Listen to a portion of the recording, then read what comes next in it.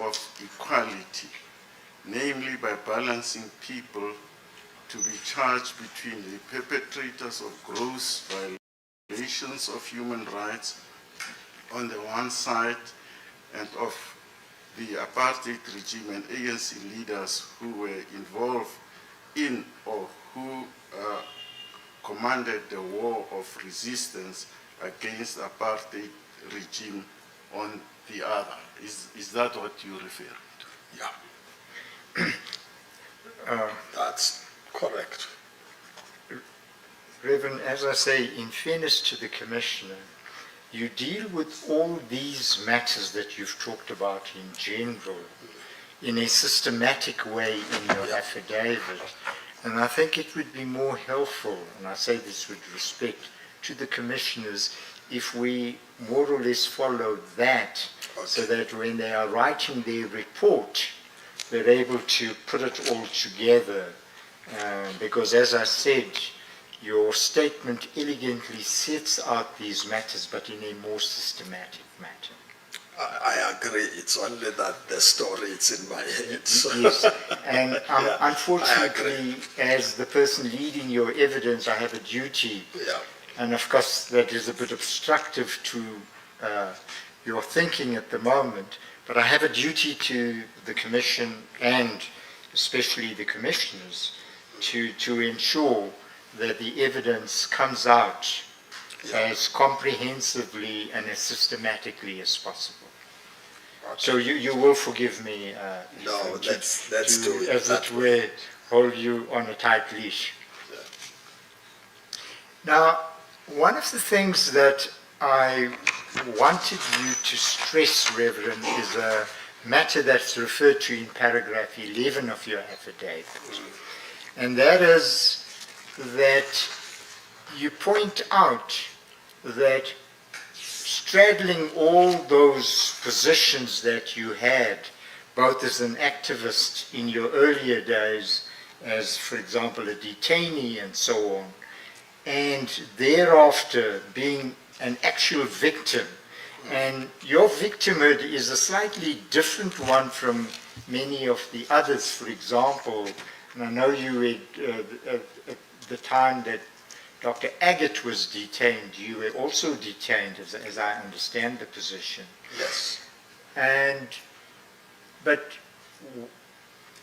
you survived, as it were, and many people like Ahmed Timol and Dr. Agate didn't survive. And I mean, that's the tragedy of our history. But what you are able to do, having survived and wearing the hat of a victim, and then seeing the perpetrators brought to book, and I'm not going to say justice because we deal with your concerns about the manner in which the prosecution was dealt, but putting all that aside, putting all of that together, I understand you have a better understanding of the times that we came from, and you reflect that in paragraph 11 of your affidavit. Yes, I do. You want me to go through it? I would. Yeah. It would be I say helpful. that, be that as it may, which is up to 10, paragraph 10, my involvement in the two roles that I have identified above gave me a better and I dare say sharper understanding than many others of the complex and emotive issues that such cases involved. I was also aware of and participated in debates that took place relating to what the TRC process sought to achieve, and when those expectations were eventually not wholly fulfilled, how to nevertheless protect the gains we had made when we sought to transform a racist, autocratic, and authoritarian state, dedicating to minding the interests of a small minority into a transparent, caring, and democratic state. that would see to the needs of all its people. And then in the next section of your affidavit, you've alluded to parts of it, you deal with the pre-transition period. If I could just ask you to look at paragraph 12 to 14, reflecting on the early days of the birth of the TRC idea. If you could tell the commissioners how that came up. Yeah, in paragraph 12, I submit that for the purpose of putting things in context and perspective, it will be helpful to begin by briefly reflecting on how it came about that the TRC process was brought into being. In 13, I was part of those who engaged in debates and workshops about the idea of a truth and reconciliation mechanism to prepare for the time when we will have to create a society where those who fought each other against each other bitterly, for that matter, would live together in peace. This happened within the church first, as I said, then with activists involved in the struggle. We grappled with the dilemma of the need to know about what happened to victims of the apartheid system, especially where we did not have the evidence, and the need to ensure justice was done on the one hand, and on the other, strategies to cross the bridge from a violent, unjust, oppressive system to a just and peaceful society. During the negotiations in the early 90s, the matter of how to deal with crimes of the past came to the table, and debates on some sort of truth and reconciliation commissions to help us cross the bridge from a violent apartheid society to a just and democratic society were considered. The consensus was that we would never know what had happened to those who were assassinated, killed, or who have disappeared without the cooperation of the perpetrators. What it means is that if somebody disappeared, unless we gathered evidence, we would not be able to find out how that person died, because most of the cases were done covertly. Where there was sufficient evidence of gross human rights violations, the prosecution authority would prosecute the perpetrators because you have sufficient evidence. Can I go to 15? Yes, please. On the first category of cases, a major compromise had to be made by offering amnesty to the perpetrators in return for information or the truth. The sacrifice that had to be made was that we would not bring the perpetrators to justice once they had volunteered to tell us the truth.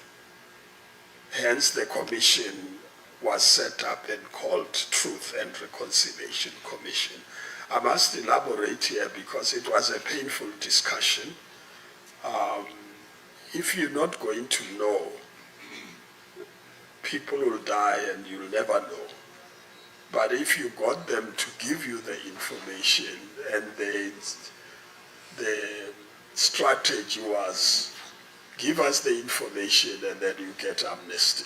But if you don't give us all the information, we find out later you committed other crimes, you'll be charged. And the case in point is former Minister Flock, who went into the Truth Commission, spoke there but never spoke truthfully about my case. And when we got more information, he was he had to be charged. So it was a question of how you get the information you can't get unless they cooperate. I think that was the debate. And for victims, it was painful before because you get to know about it, but then you can't charge them. Yes.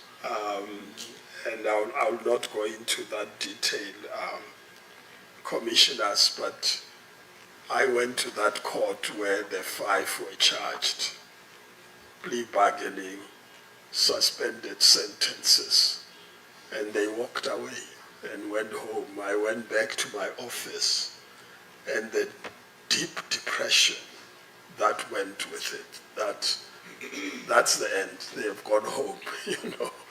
It's a very painful exercise. And I had to leave at 2 o'clock from work and said, I can't continue working, I'm going home.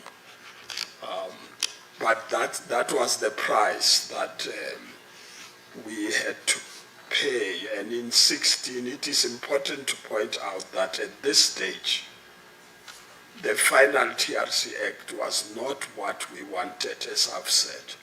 One of the key issues that was major concern was that the TRC Act equalized gross violation of human rights and the response of those who were resisting the violence of the apartheid system against the masses of our people.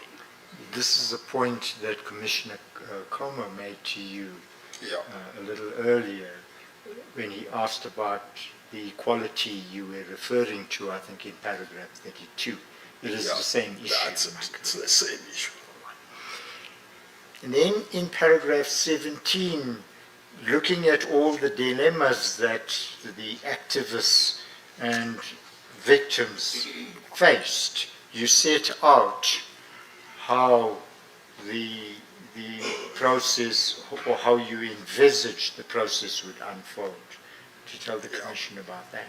In paragraph 14, based on the reasoning in 14 above, we began to talk about giving an opportunity to perpetrators of gross violations of human rights to come clean and disclose everything they did or knew in return for amnesty. Anyone who failed to disclose or take advantage of this opportunity would face potential prosecution once evidence became available.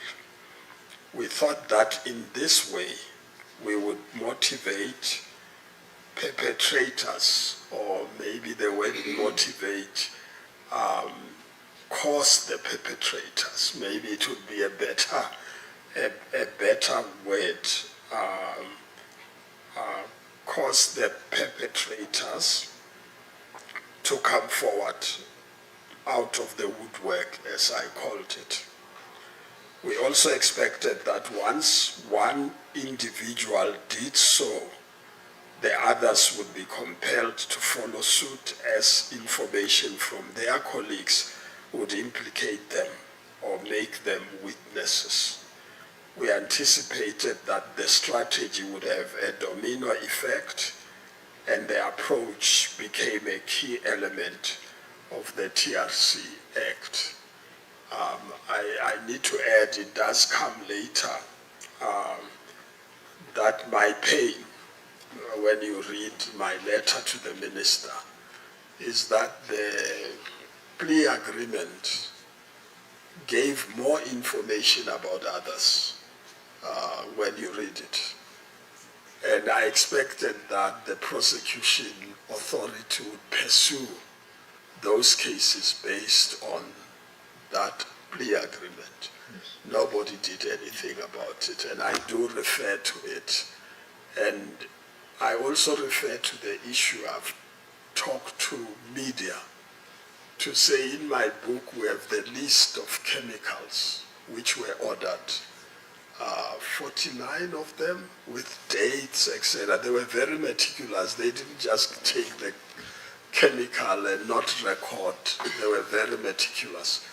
And mine was in that list, which was used against me.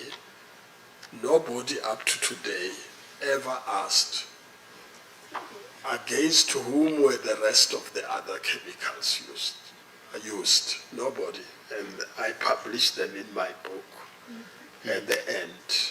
And you also, as we'll come to in a moment, refer to the fact that a list of intended victims, which included you, Yeah, had existed, referred to. but it was not pursued.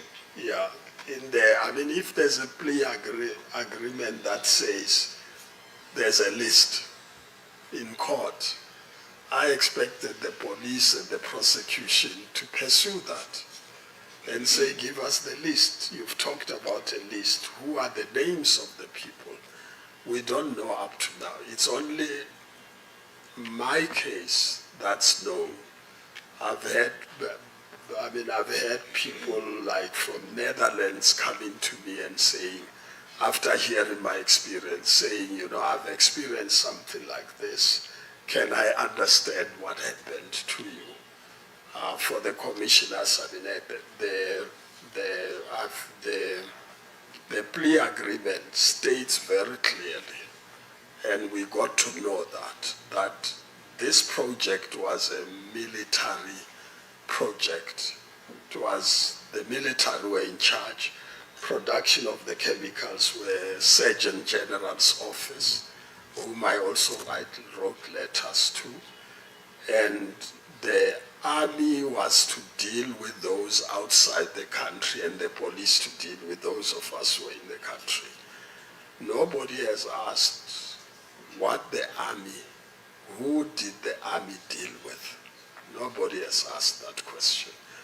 And I thought that plea agreement had all the information that you need to do further investigation. But they walked home, and then nobody worried about it. Now, Evan, you've indicated how painful it is to watch people who wickedly intended to poison you in order to kill you and then walk free. You indicated how painful that process is. In paragraph 18, you point out why nevertheless such compromises had to be made. Yeah. Could you tell the Commission? I should perhaps point out that the decision to make compromises arose against the following backdrop. First, our transition to democracy and a transformed society was going to be through a negotiated settlement, not a winner-take-all war. We did debate the issue about Nuremberg trials during that time, to say you only have Nuremberg trials if you have won a war. You couldn't do Nuremberg trials if you didn't win the war.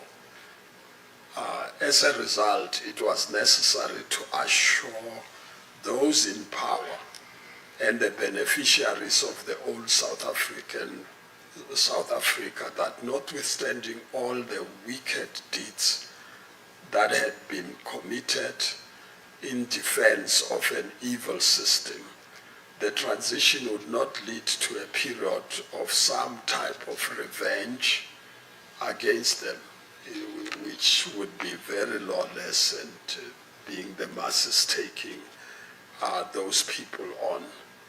The take in this regard was that actions by the liberators that would be classified as illegal in a legal system that the majority saw as inherently unjust would be similarly protected. So there was no expectation, except for people who really just committed crimes. I mean, people did things that were straightforward criminal, which had nothing with the struggle. But for those who fought apartheid, you can't equate the violence of resistance against the violence of the oppressor. Yeah, and we deal with this now in the Middle East as I do today. there's a difference, and people expect that those who are powerful or have power legitimize their violence, and those who are victims can't legitimize their violence. The philosophical basis for that obviously is that freedom is an essential quality of good human life. Yeah. Now, in paragraph 19, you point out that notwithstanding the sort of sacrifices being made and the fact that revenge was not going to be the order of the day, many of the perpetrators didn't come forward. Yeah, that's correct. And as a result, the post-TRC period became quite an important issue because it had to deal with those who defied the hand of friendship that had been extended. Yeah. And then you deal with that in paragraph 20. What was the expectation after the post-TRC? Paragraph 20. Yes. Yeah. After the TRC process had been finalized, there was an expectation that prosecutions of those who had been denied amnesty or had not applied for amnesty would proceed as had been recommended by the Truth and Reconciliation Commission in their final report. This, of course, depended on availability of evidence to secure a conviction. But you point out that things didn't go according to expectations, and you deal with that in paragraph 21. Yeah, unfortunately, some parts of the TRC recommendations were not acted upon as recommended by the TRC or in the form in which the TRC recommended for various reasons. Some would be that government modified the recommendations in terms of the quantum of the grant victims would get. And this refers to the fact that the TRC recommended that victims of human rights abuses ought to be compensated financially. That's it. And they had recommended 600,000 per victim. Yes. And the government ended up with 30,000. And the issue about this, I mean, I don't need to elaborate because it's not in my preview, but the issue here was how, if you compensate those who were declared victims by the Truth Commission, who were about, in the main, about 2,000 people who had appeared there, and those who were referred to, like myself, I didn't appear at the Truth Commission because I didn't think my story needed to be dealt with there because it was known. My profile made my stories known. There was no need for me to go there. But I'm still classified as a victim. And the dilemma was, if you compensated those who appeared at the Truth Commission, what about the millions of victims across the country? How are you going to do that? And that was the dilemma that generated this discussion. And the view was you give the victims a symbolic amount of money, but make sure the society repairs what was damaged. And I usually make one example about wheelchair, that instead of having wheelchairs for those who were victims who came to the Truth Commission, you must have a policy that gives any South African a wheelchair who needs a wheelchair. That type of policy that meets the needs in different ways, education, other issues. It was a controversial issue, so I know that because I was there. It was very controversial. That's why when they asked to pay me the money, I ask them to give it to those who are more needy and not give it to me. That's one of the issues I'm referring to that were modified. And then, in addition of victim who qualified for reparations in terms of the TRC report, or because of failure of the system, in other instances, it's the failure of the system to do what it's supposed to do, or because of the political complexities of the time. I thought the political complexities are the ones that are more relevant to this commission.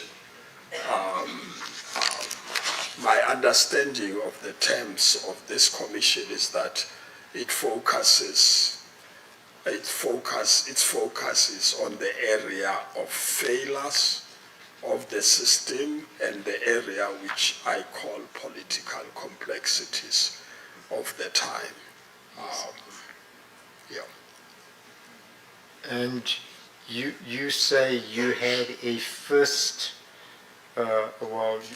you had an immediate perspective of this in your position as first Deputy Director General of the, Deputy Secretary of the Cabinet and thereafter Secretary of the Cabinet. Yeah, I state that in paragraph 2. I don't have to repeat that because I've already said what my role was. But I'm saying at the bottom of that paragraph, I have views about that difficult moment and had to deal with both from my vantage point in government and as a victim who had unfinished business with the TRC processes. In the paragraphs thereafter, you set out your observations on the post-TRC processes. That's from paragraphs 23 to 27. You tell the commissioners you Yeah. can read from it or elaborate to the extent that you want. Yeah. In general, at the end of the TRC process, most departments, and I'm expressing my view here, my observation, because I was there, most departments of government did not see a role in post-TRC related matters. Many had new responsibilities to worry about. You were transforming a huge machinery, transforming the army, the police, departments, reconstruction, and they worried more about what they had to do in each department, particularly regarding the transformation of the apartheid state and its institutions and structures. For those Sorry, before you go there, the persons who were manning these departments in regard to transformation, who were they? In other words, from where did they come? Were they former activists who were now going to build the new South Africa?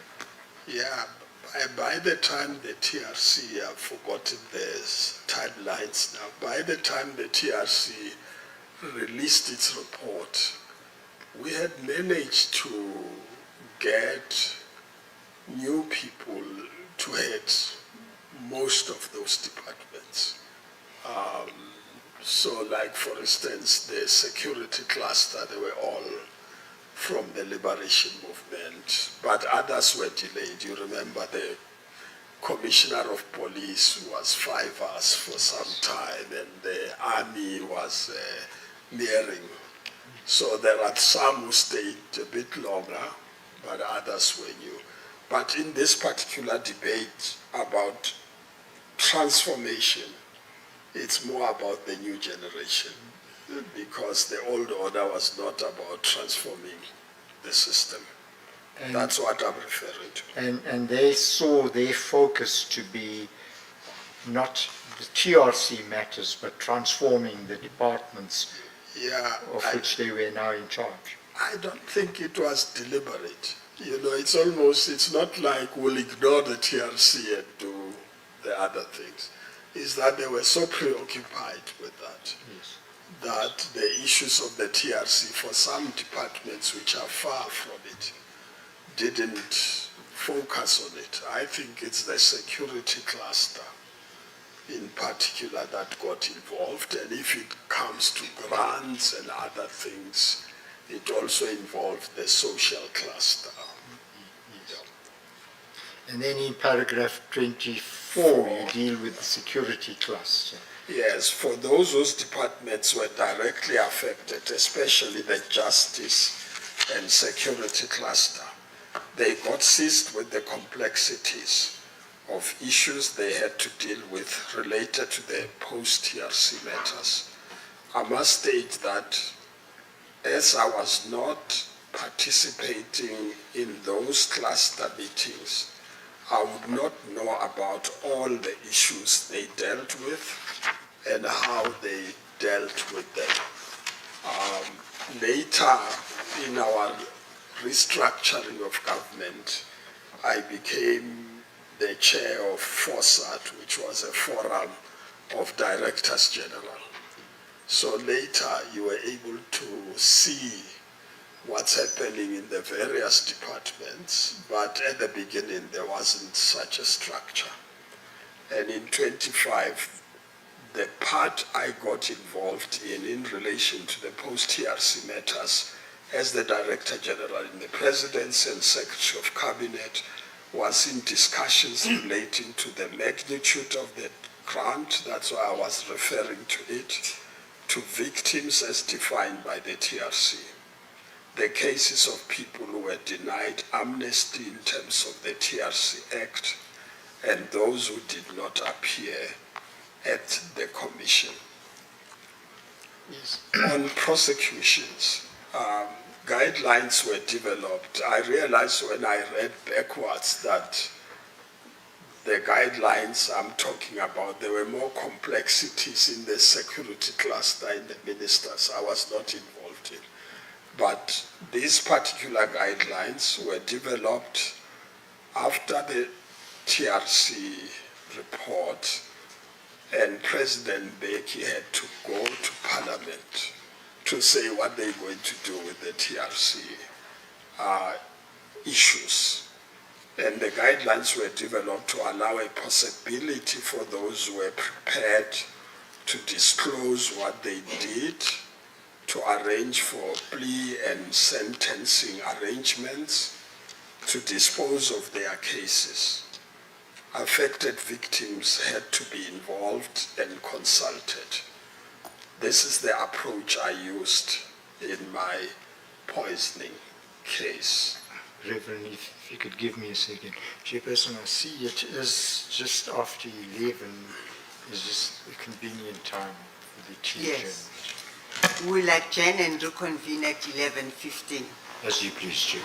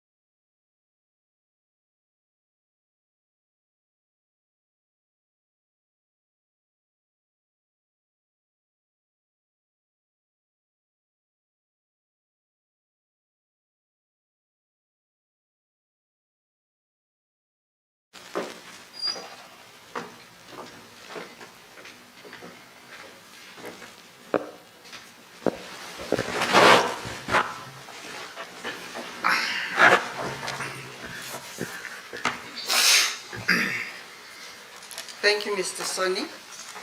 Thank you, Chairperson.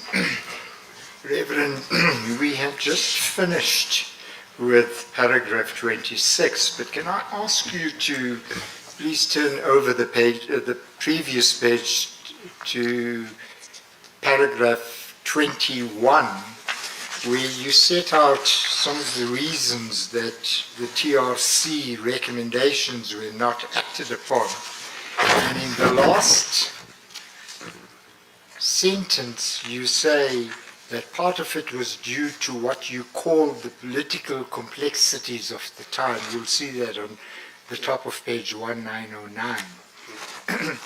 Then if you turn to page 27, which is the paragraph after the one you've just read into the record, you deal with the political complexities again.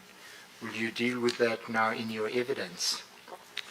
Yeah, paragraph 27. Yes. The political complexities which bedeviled the prosecution of perpetrators of gross violation of human rights related mainly to the need of the old order to protect its commanders and foot soldiers, especially those who were at the forefront of committing these dastardly acts, and the equalization of violence in support of apartheid system and armed resistance to end the apartheid system. There were threats that if the apartheid order operatives were charged, they would also charge particularly members of the National Executive Committee of the ANC, especially the list of 37 that did not get amnesty in terms of the TRC Act. There was a story that the old order operatives had files of minutes of the ANC NEC in exile, which they would use to prosecute leaders of the ANC.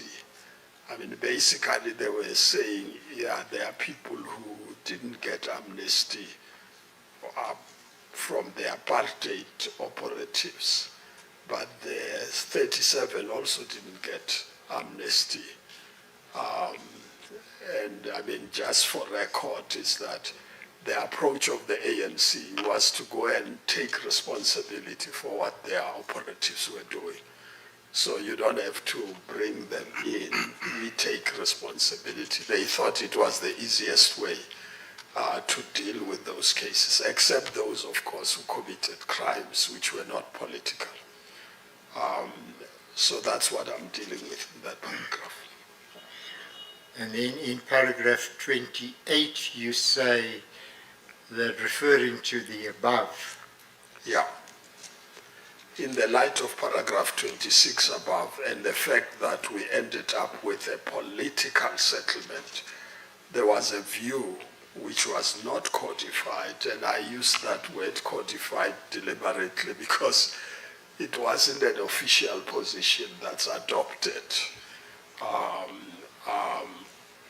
that we should let sleeping dogs lie to avoid destabilization of the new democratic order. So there was a view.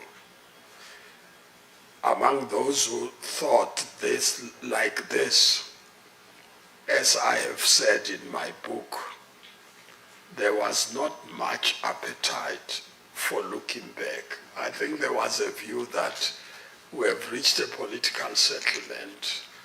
We shouldn't do anything that will destabilize the new order. There's one case where I got affected because there was an intention to prosecute P.W. Botha, if you remember at that time. He had said things that he shouldn't say, and the feeling was it's just going to destabilize the country. This man is sick, and he was about to die, and don't destabilize the country. There was a view like that amongst some. It was my observation in paragraph 29 that some within government and the ruling party felt that we should close the post-TRC matters and do nothing further. They reasoned that by continuing with the prosecution of these matters, you run the risk of destabilizing the country.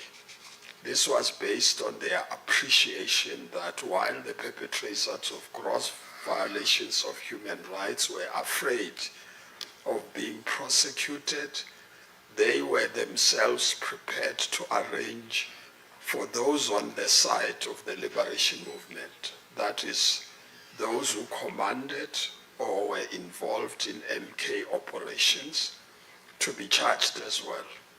In respect of this issue, both those from the old order and those from the new order were in agreement. They wanted to let the sleeping dogs lie. I think it's, Ka Setswana Sesotho ba re ska tsosa diletse. yeah, it's on. I think there was, what I would like to say is, I mean, there are those who simplify this matter to say you could have done this, you could have done that. But if you were in that situation at that time, where they would say they are planning to arrest the president because he was part of the National Executive Committee, didn't get amnesty, and if you prosecute ours, will prosecute the others, and vice versa. There was that tension. I mean, there was a moment where I expected that they would try that, and that would have cost quite a sin. I mean, it's like trying to go and arrest a president with security. It's a problem. But remember that the prosecutors were mixed, the old order and the new order, and there were old order people more than the new order in the prosecution authority. The police the same. They had interest. And so we had to manage that situation. Now, you point out in paragraph 30, Reverend, that this view was not only not universally held, but it had moral flaws in it, and you deal with that in paragraph 30. Yeah, of course, the problem with this position was that there were many South Africans who still saw themselves as victims, rightfully so, and wanted to know what had happened to a next of kin who had either disappeared or died mysteriously. There were still people looking for the bodies of their loved ones, or graves or places where they might have been buried or dumped. In 31, I say, I must put it on record that I was one of those who wanted to know, in my case, about the poisoning. I could not be dispassionate about it. The reality is that there was unfinished business of the TRC that could not just be swept under the carpet. And in respect of the prosecution of the perpetrators, paragraph 32, in my case, those who had poisoned me, some feared that the enthusiasm of urgency with which certain members of the prosecution authority wanted to arrest and charge the 3 police officers who had been identified as being involved was part of a strategy to precipitate action against some of the leaders of the new government, especially the 37 I've referred to earlier. Such a result could be achieved in the name of equality, namely by balancing people to be charged between the perpetrators and gross violations of human rights on the one side and the apartheid regime and ANC leaders were involved in or who commanded the war of resistance against the apartheid regime on the other. And I continue in 33. There was in fact a heated debate between some NPA officials and the command of the police about this matter, as there was an indication that some within the NPA were planning to arrange for the arrest of 37 who had applied for amnesty and didn't get the amnesty. But their application did not fall within the TRC framework. I think the history is recorded there. And on that basis, the application was not accepted. One of those whom they were allegedly intending to arrest was then President Thabo Mbeki for being part of the NEC. I've said this before. Some in 34 believed that those seeking to have the 37 ANC leaders arrested wanted to create a crisis that would force the ANC leadership to back off from the post-TRC cases that fell under the category of unfinished business of the TRC. Others wanted to prosecute people for the sake of it without considering the implications thereof, particularly because of the special circumstances of our transition from an unjust racist system to a just and democratic society. There were, at the time, many conspiracy theories going around. And you can understand that because, we were together with the people who fought us or we fought.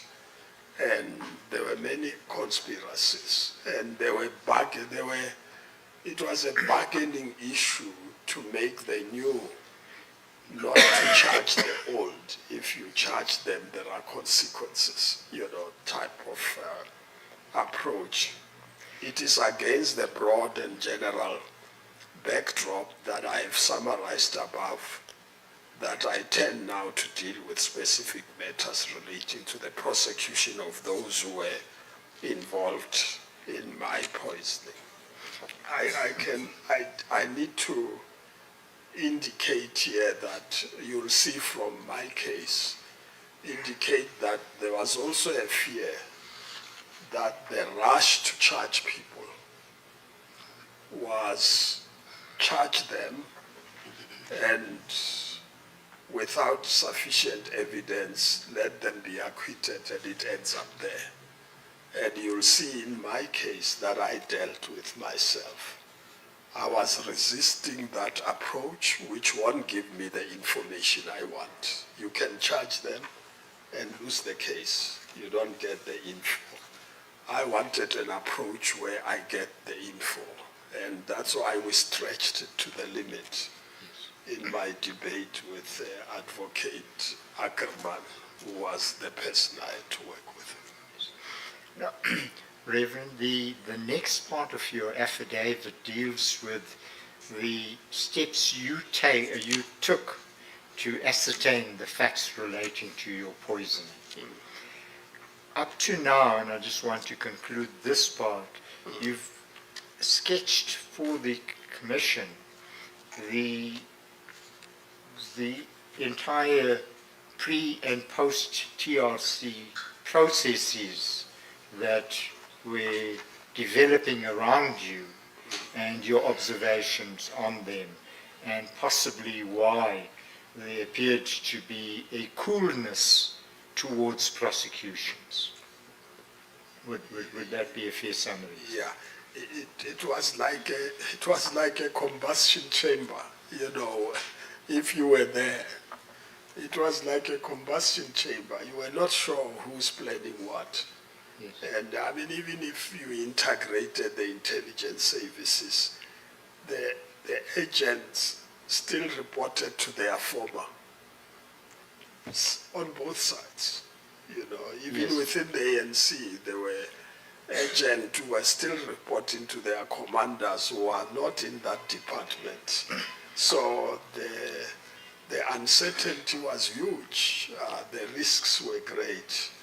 And that's why I call it lots of conspiracies. Yeah. Yes. Can I just, and I know it's not contained in your statement or in your book, Yeah. as I understand the philosophy behind the whole TRC process was there would be genuine reconciliation among the warring factions and the people who conducted that war. Yeah, that was the intention, but I mean the word reconciliation became a victim here.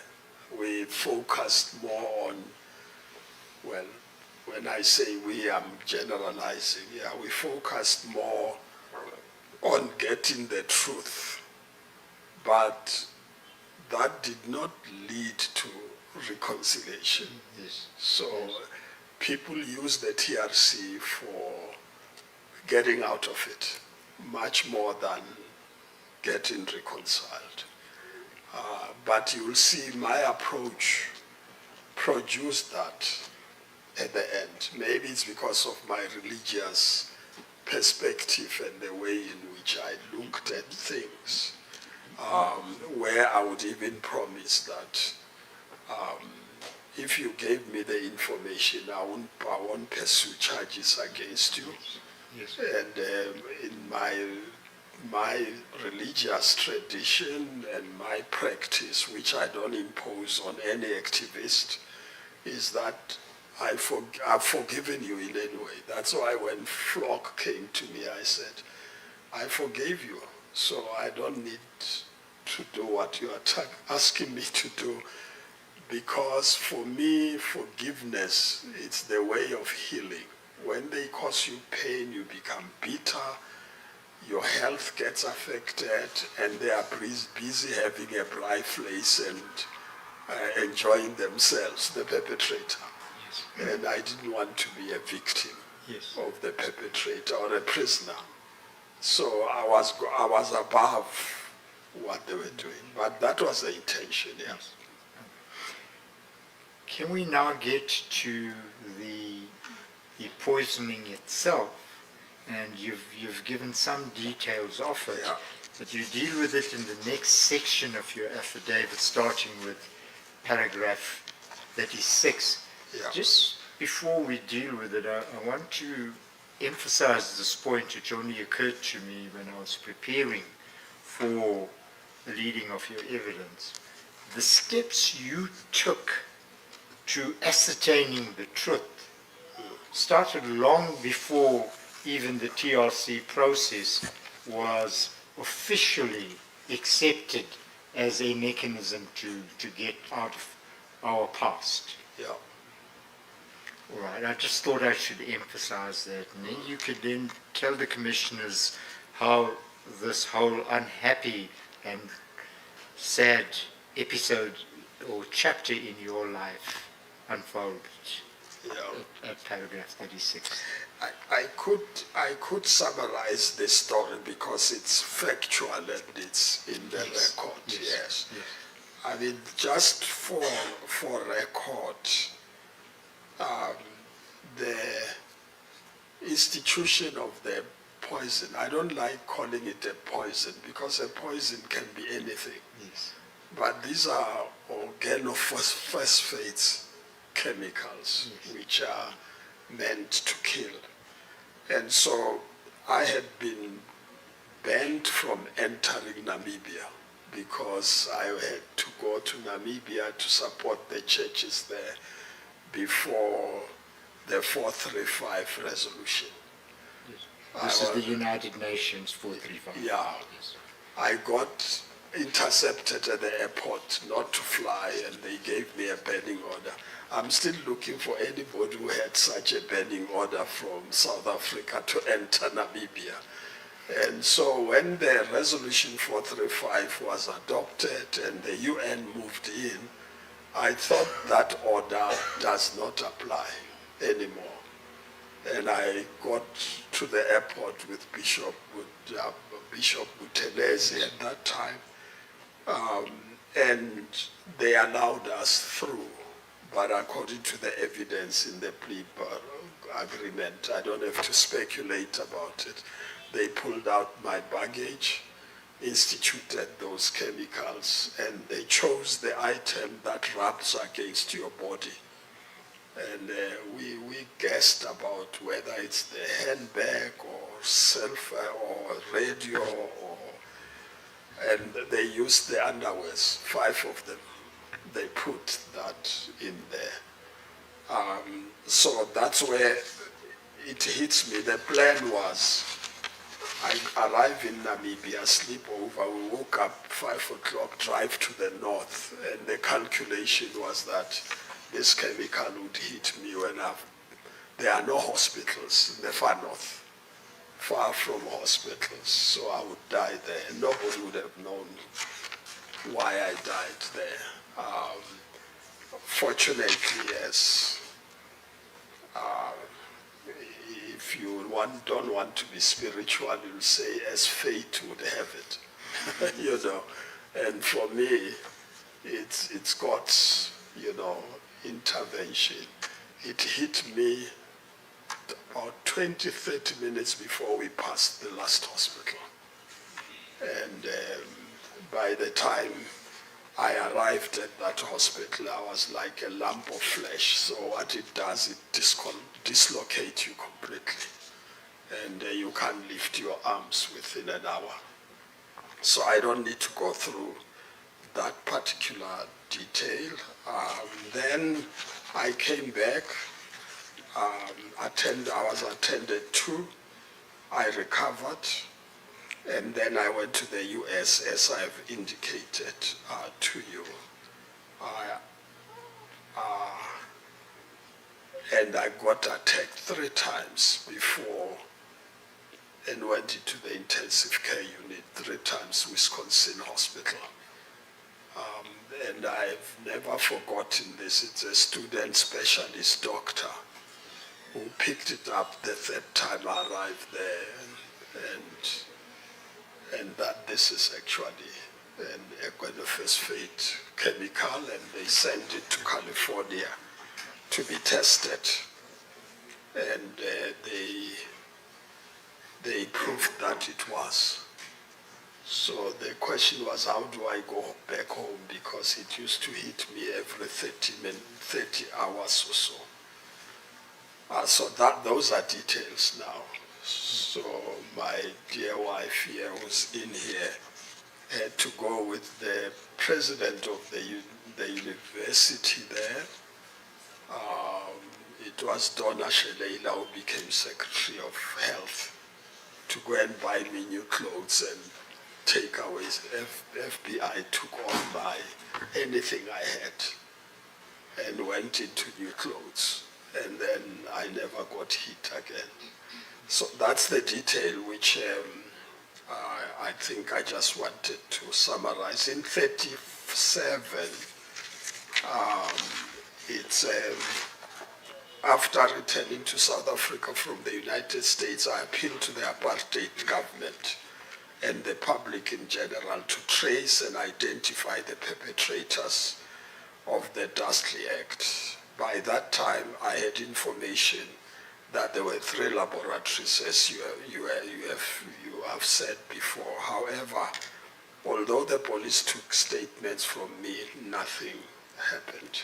Can I ask you, Reverend, you say you made an appeal to the public to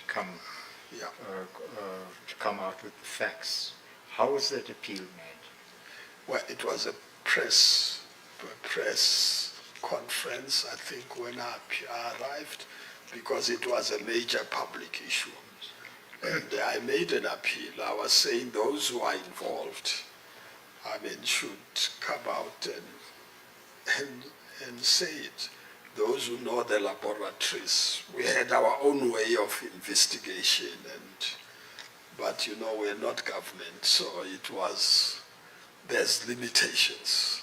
We couldn't arrest people and question them, but you had to go the soft approach. But there's nothing happened. The police took a statement and did nothing. And thereafter, at paragraph 38, Yeah. you indicate the further steps you took.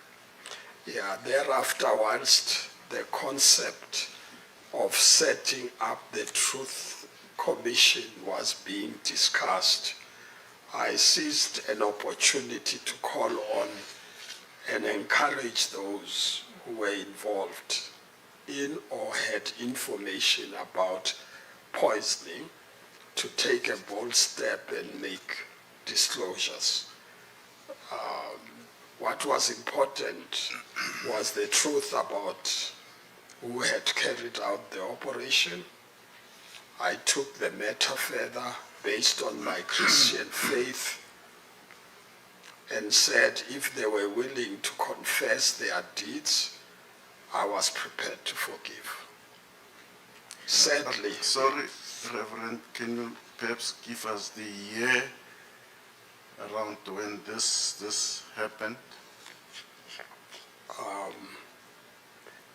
in terms of, at the beginning of 38, whilst the concept of setting up the TRC was being discussed, I took that opportunity. So it would be before, because I arrived back, it would have been around 89, I think, 1989.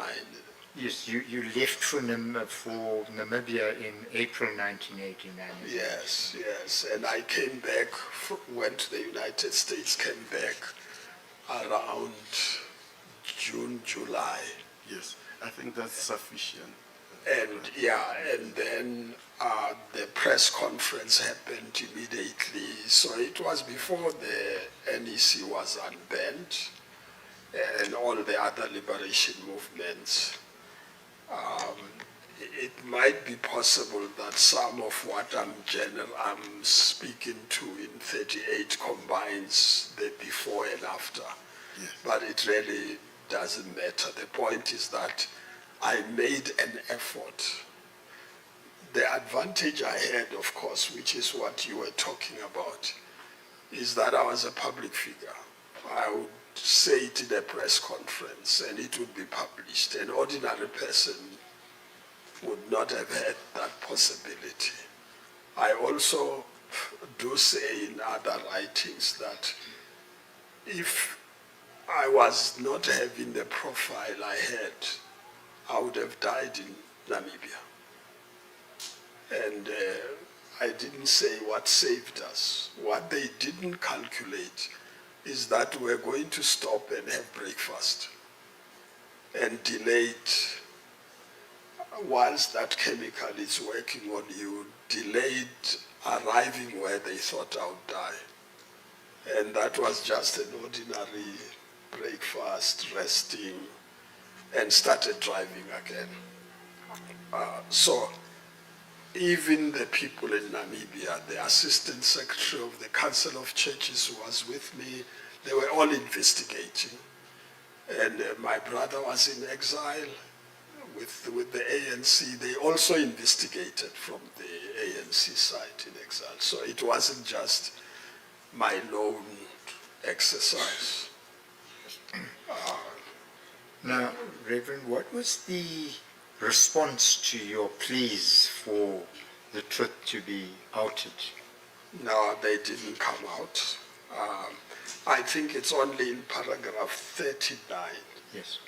Sadly, I must record no one came forward except for Paul Erasmus, who revealed in a newspaper article that he was responsible for putting me on the death list of the apartheid security police on the basis of instructions from his seniors.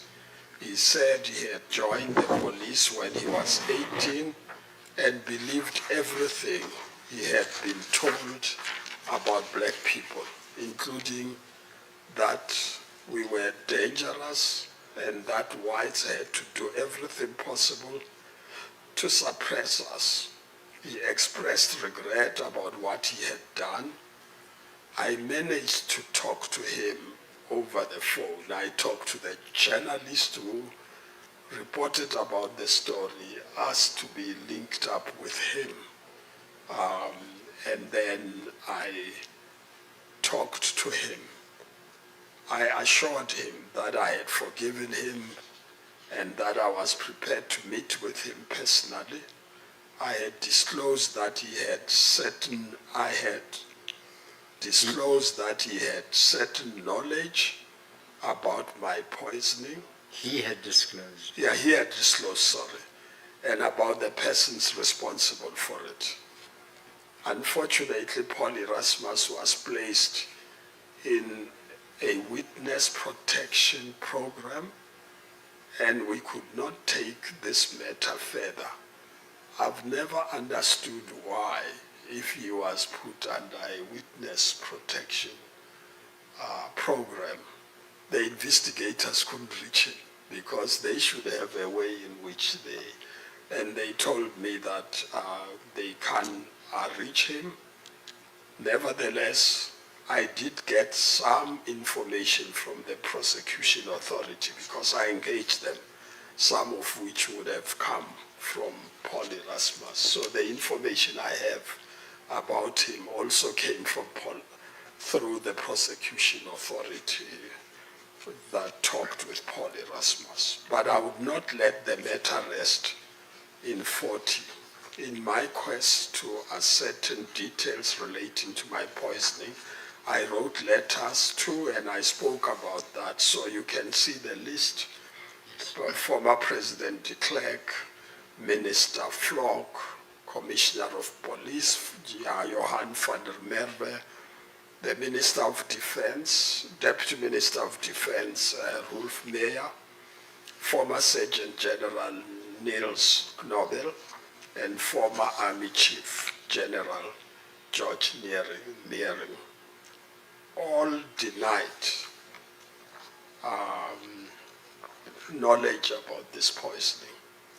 I record that I also wrote to members of the new government as a result of the various processes I initiated, like the Minister of Police, it was Mufamadi at that time, and because I thought they also would assist. I gathered enough information to lead me to the police officers who were involved in the actual operation to poison me. I identified them as Christopher Luodevicus Smith, Gert Jacobus Louis Hosea Otto, and Hermanus Johannes van Staden. And their code was Smith Otto van Staden. That was the code. So you would have thought it's one person, but we managed to decode it. In 41, when the TRC Act was passed providing a legal framework for perpetrators to apply for amnesty based on voluntary disclosure, I repeated my call again for information relating to my poisoning, but no one responded. Those who appeared before the TRC to apply for amnesty chose to deny any knowledge of my poisoning, apparently because it would implicate many people at the top echelons of the apartheid security establishment and the political leadership. Nevertheless, some bits and pieces of information helped me to strengthen my suspicion that the apartheid security forces were involved in my poisoning. And then you got a response from an unexpected group of sources. These were the scientists who... Yeah, the scientists. Yes. Yeah, I'm already Director General in the presidency, and the scientists who were responsible for producing the lethal toxic chemicals and biological substances used in poisoning me responded by invitation to disclose their involvement. It was a very interesting but frightening experience. I welcomed them. They were led by Dr. Andre Immelman. They visited me at the Union buildings and expressed regret for participating in the production of the legal substances that were used against me. And I may add, probably against others as well. That's my point that concerns me greatly. Having met the scientists and following the window of opportunity opened by the statement by the President in Parliament about post-TRC matters, which asked the NDPP to negotiate indemnity from prosecution in terms of existing law for those who made complete disclosures to the NDPP. I believe that this presented an opportune moment to communicate directly with those who were involved in my poisoning and to appeal to them to disclose their involvement. With all the information I now had at my disposal, it became clear that evidence was building up against the perpetrators of this callous act, which could lead to their arrest and charges being preferred against them. The perpetrators you're talking about are the three, Yeah, what later became known as the 3-foot soldiers. yes, Smith, Otto, and van Staden. correct. Yes. And in 44, thereafter, with the help of the NPA, I addressed letters to the 3 police officers involved, asking them to disclose what they knew. I reasoned that I should use the NPA because it was in contact with the lawyers of the perpetrators. And because I did not want them to say I had threatened them, so I had to handle it with care. By the way, I didn't say it here. Initially, we were told this, we got information these 3 police were in a farm in the Eastern Cape.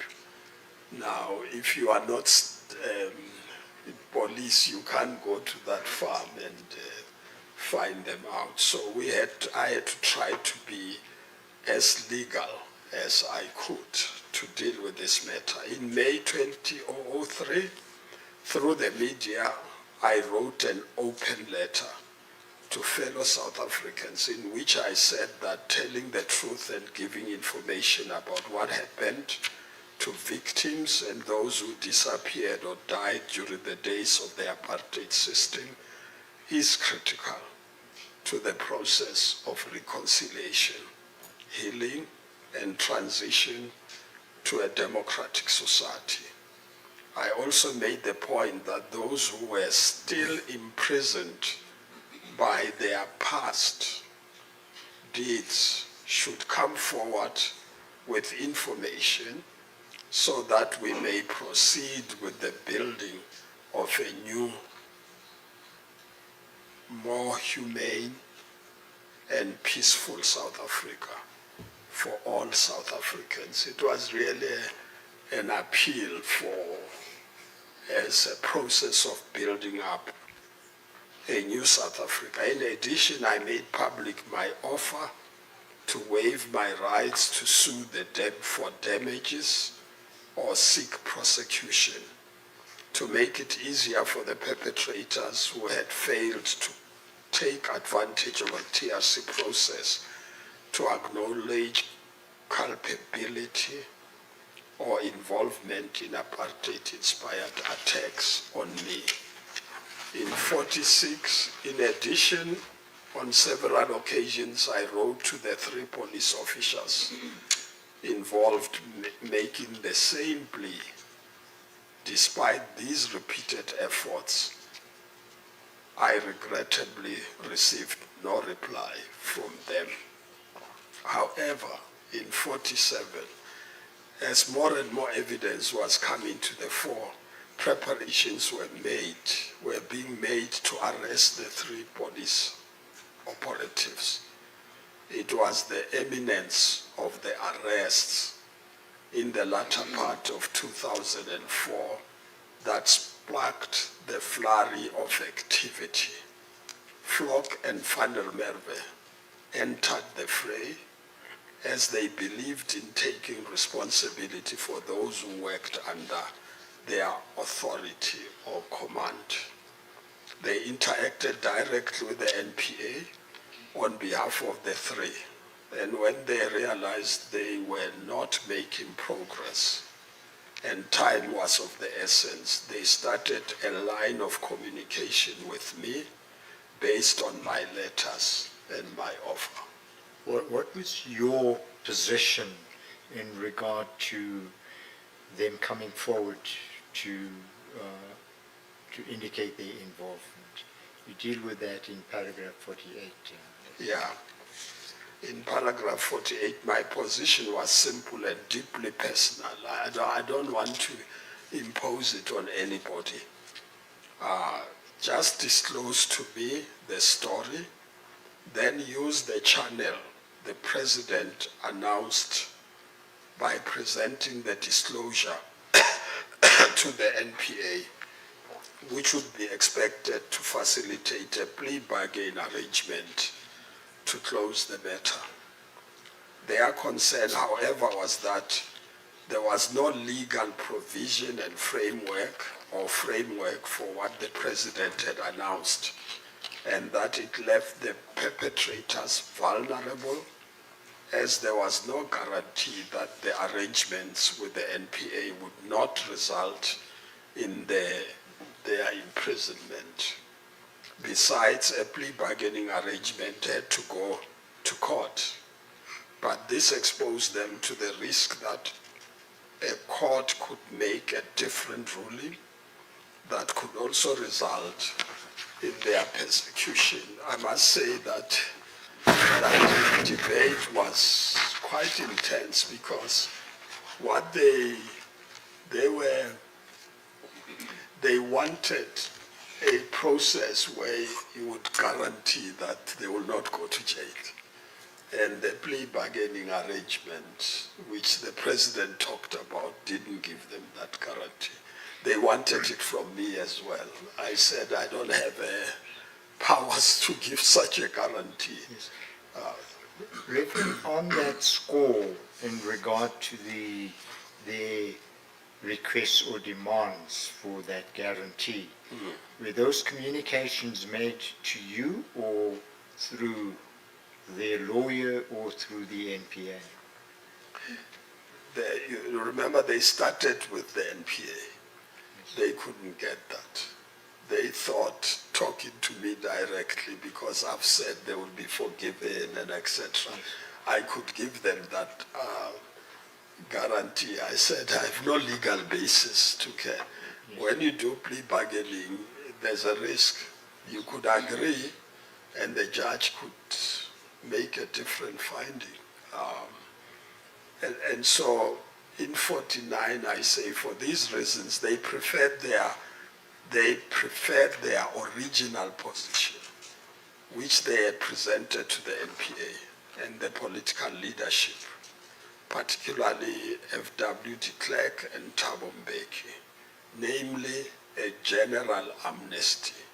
However, they acknowledged that this was a non-starter, as it had been rejected even before the TRC processes. So you couldn't do it the way in which they wanted. They didn't go to the Truth Commission before. After, the arrangement is still disclose and then make a plea arrangement. That was the legal route they could take. In 50, Yes. another concern that they had was that any disclosure by one person about a particular case was likely to implicate others, and one could then be forced to be a witness in other cases that may be brought to court. They were worried about exposing or giving evidence against one of their own. One could not miss the point that there must have been a pact between the operatives that they would not sell out any of their own or expose them to risk. This illustrated to me the multiple layers of lying and denial in place. This, in my view, was to ensure that the line of responsibility for such processes as my poisoning was not traced to the cabinet, including then President P.W. Botha, who chaired the National Security Council. Just for record, they made this decision against us in that National Security Council, formerly chaired by P.W. Botha, and agreed the army will deal with those outside and the police. And Van der Merwe, I think, is the one who was present in that meeting and then went to brief Minister Flock, I think, and then they appointed the three police to deal with me. And this is Flock and Van der Merwe. Yeah, the Van der Merwe was the commissioner Yes. of police. My reading is that when Van der Merwe was in that meeting, he was not yet the commissioner. He became a commissioner after that, but he was the police representative in that council, This is the National Security the Council. National Security Council. So the president of the country was implicated in this, and all those who sat in that council, but nobody investigated that with all the information that we had about it. In 51, in the result, as often happens, the sad reality is that it is usually the foot soldiers who were the first targets when information comes to light, because they are the ones who carry out the action. So they would become the first one. This was what initially also happened in this case. It was this police who I was saying, Smith, Otto, and Van der Staden, who were the first targets. Be that it may, however, dastardly my poisoning, I have to respect Flock and Van der Merwe for not abandoning their foot soldiers. It was quite extraordinary because the investigation didn't show they were involved. But once they realized the police were going to be arrested, he came with Van der Merwe and said they can't abandon their foot soldiers like some of their colleagues, especially in the military. They have never done that before. At a critical moment when the three policemen were at risk, for Flock and Van der Merwe came out of the woodwork, took off their masks, moved from their strategic lies to protect themselves and their foot soldiers, to declaring solidarity with their foot soldiers. They admitted what they had denied all along and were prepared to be charged along with their underlings. It is for this reason that they started the negotiations with the NPA, failing which with myself. This is in stark contrast, as I've already said, from how the Defense Force, up to now, we don't know who was killed by the Defense Force using these chemicals. In my discussion with Flock 52 and Van der Merwe, my discussions with Flock and Van der Merwe turned into a kind of negotiation process about how Smith, Otto, and Van Staden could respond to my call without opening themselves to prosecution. Their lawyer, Jan Wagner, was also involved. Can I ask you to stop there for a moment, Reverend? Yeah. Did you have any communications with Mr. Wagner? Yeah, I think there's a point at which I directed a letter to him because I was told he's their lawyer. But I had no way of doing it directly, and I went through the prosecution authority. Oh, I see. Yeah. So you didn't communicate directly with him? That letter was directed to him, Oh, but via the prosecution, because the prosecution authority knew how to reach him. I didn't. Oh, okay. But I also wanted to go through the lawyer initially, rather than directly with those three policemen, because I was careful not to be seen to have threatened them in any way, because that was critical for me. I wanted them to come voluntarily. Yes. Wagner, or the evidence before this commission, is that Wagner had told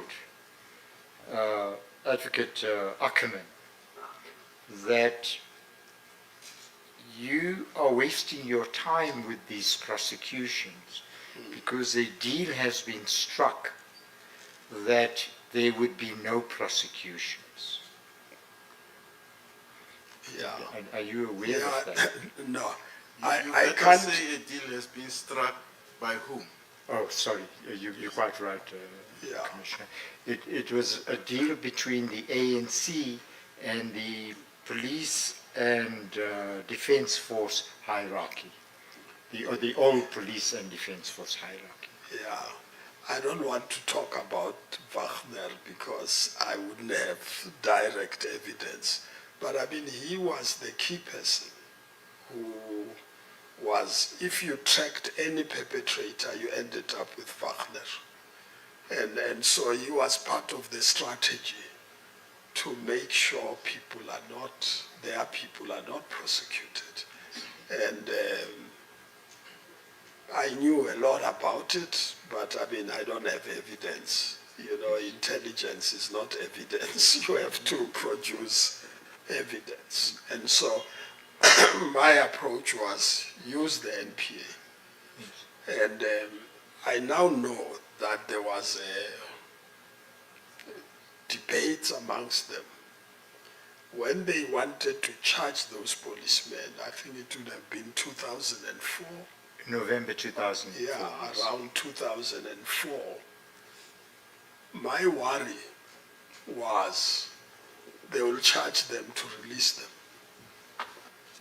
Yeah, you see, if the old order charges them, people who were in the old order, they could charge them to release them.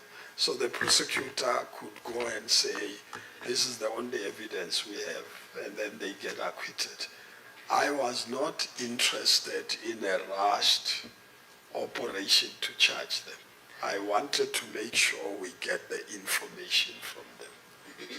Can I ask So you to- for me, oh, sorry. it wasn't, some people think I resisted that they be charged. No, I wanted them to be charged because even if I had enough information, let's call it intelligence information, I couldn't go to public and say these people poisoned me, they will sue me. Yes. I wanted, when they go to court, they must put it on record. Now I can talk about it because it is in the plea agreement Yes. document. That was my target, and I was worried about the rush and concerned that I wouldn't get all the information. And I think my approach worked because I got the information. Yes. So, in 2004, when the initial proposal be made that they be charged after being arrested or taken to court after before being charged, your view was that let's get all the information before we finalize the prosecution process. I couldn't dictate to the NPA, Yes. you know, the prosecutors. I couldn't dictate to Ackerman. Yes. But I was suspicious that he may do it as part of their strategy to negate this. And I didn't trust them. At the point when Flock and Van der Merwe came to me, I collected more information from Flock and Van der Merwe because they wanted to get help. So I said, no, I can't help you. But if you give me the information, then you can go and do plea bargaining. And that's why, I mean, later in the statement, we get into conflict with Ackerman. Because he got to know that I have more information than they had. Yes. Or he just wanted to punish me because he demanded that I surrender all the information I got from Flock and Van der Merwe, and I said, no, it's not my responsibility. Reverend, we're going to come to that because all of those matters are dealt with in your letter to Yeah, Minister Mabandla subsequently. We'll come to that because I want to deal with that in some detail. But just coming back to the matter before the court, were you aware, or did Mr. Ackerman tell you that Wagner had told him that there is this deal between the ANC and the old order police and defense hierarchy, that there would really be no prosecutions? We're all wasting our time. That's more or less what. I really don't remember me having a debate with Ackerman about that matter. I think Ackerman was determined to charge them. The only concern I had is to what end? Yeah, Yes. what's the strategy? Because there's a strategy. Indeed, what is it? Wagner. Yeah, that lawyer, he was part of the grand strategy designed before the negotiations to say, if we get there, we're going to have to negotiate that nobody gets prosecuted. That was their strategy, all of them. Yes.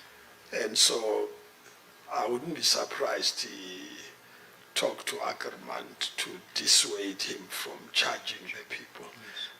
On the other hand, we were suspicious that Ackerman was using the case, my case, to precipitate the crisis so that they can then go and arrest some of the ANC leadership. So it's in that, that's why I say you needed to be there to actually deal with this difficult environment. Yeah. And that would come about on the basis of that equality issue that you talked about earlier and that Commissioner Como brought to your attention, that if you are punishing the perpetrators of abuses, then you must also punish the liberators where something went wrong. Yeah, and their weapon was the minutes of the African National Congress, which obviously they had infiltrated them. They got the minutes from Lusaka, Yes. and they would then use minutes that talk about deploying MK operatives and etc. and the consequences of that. Let me ask you this, and it's just occurred to me now. You talked to Commissioner van der Merwe, former Commissioner van der Merwe. Yeah. One of the pieces of evidence that was given here was that Commissioner van der Merwe had indicated that he had a docket in respect of the members of the ANC NEC relating to the command structure in Lusaka. Yeah. Did Commissioner van der Merwe ever say that to you? No. I think Commissioner van Beven and Flock were there to plead. I don't know why they thought I can move the whole system to their favor. They were pleading for a way of getting over this without their foot soldiers going to jail. I think that's what they were talking to me about, not the strategy about the ANC, the generals and all that. I may know about those conspiracies on the other side, but they were not discussed in my case. In your presence. So they were very guarded. Yeah, I mean, I pressed hard to get the truth from them, but they were very guarded. They wanted a settlement without going to jail. I think that was their determination. And when they failed with the NPA, they came to me. But I handled them in a way that they gave me more information Yes. without threatening them. Yes. Because my intention was not to fight with them. It's how was I poisoned? How did it happen? Who was responsible for it? And I was able to get the information. And neither Flock nor van der Merwe said to you at any stage, but look, you know, if you're charging us and our foot soldiers, just expect that the ANC leadership too will be charged. No, they didn't play that game with me, I think. I mean, they knew that it wouldn't work with me, actually. They didn't come with conspiracy theories. They wanted a way out. And they were not going to be charged. It was going to be the three policemen. They decided to join them because they said we instructed them. And that's why we are. Oh, I see. Yeah. Okay. And that's why you have so much of respect for them, Yeah. because they came out of their woodwork. Yeah, people don't understand it, how I can have respect for Flock. I mean, but they came out. They made it quite clear to me. He said to me, I'm not going to allow my foot soldiers to go to jail when we are the ones who instructed them to do it. So they joined themselves into the case, in a sense, the way I understood it at that time. And that's why I respect them, because we could have got the three policemen prosecuted without them getting involved at all. Yeah. Now, then, Reverend, you deal at paragraph 52 with the fact that, well, you've dealt with that already, that it was a negotiation process. And then you say in paragraph 53 there were parallel discussions that were going on. Yeah. And what were those? Parallel to this discussion was an ongoing dialogue between Flock, van der Merwe, and Wagner. On the one hand, an NPA, particularly Advocate Ackerman, who was responsible for the case on the other. There was also a raging debate between government and the NDPP about a prosecution of policy to deal with the unfinished business of the TRC cases. That's the principles for prosecution of TRC-related matters. And this was in line with President Mbeki's speech in Parliament. This is the April 2003 speech in Parliament. Yeah. Now you say there was a raging debate between government and the NDPP. Who from government would have been engaged in that debate with the NDPP? You see, I wouldn't present to you evidence because I wasn't involved.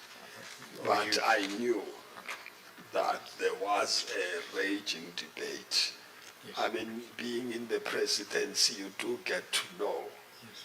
but you don't have first-hand information. So I would want to talk about something I don't have first-hand No, information. sure, But there was about the guidelines.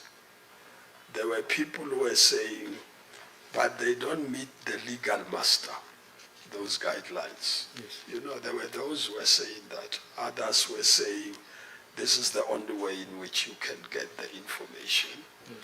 Because it was a continuation of the Truth Commission in another way. Yes.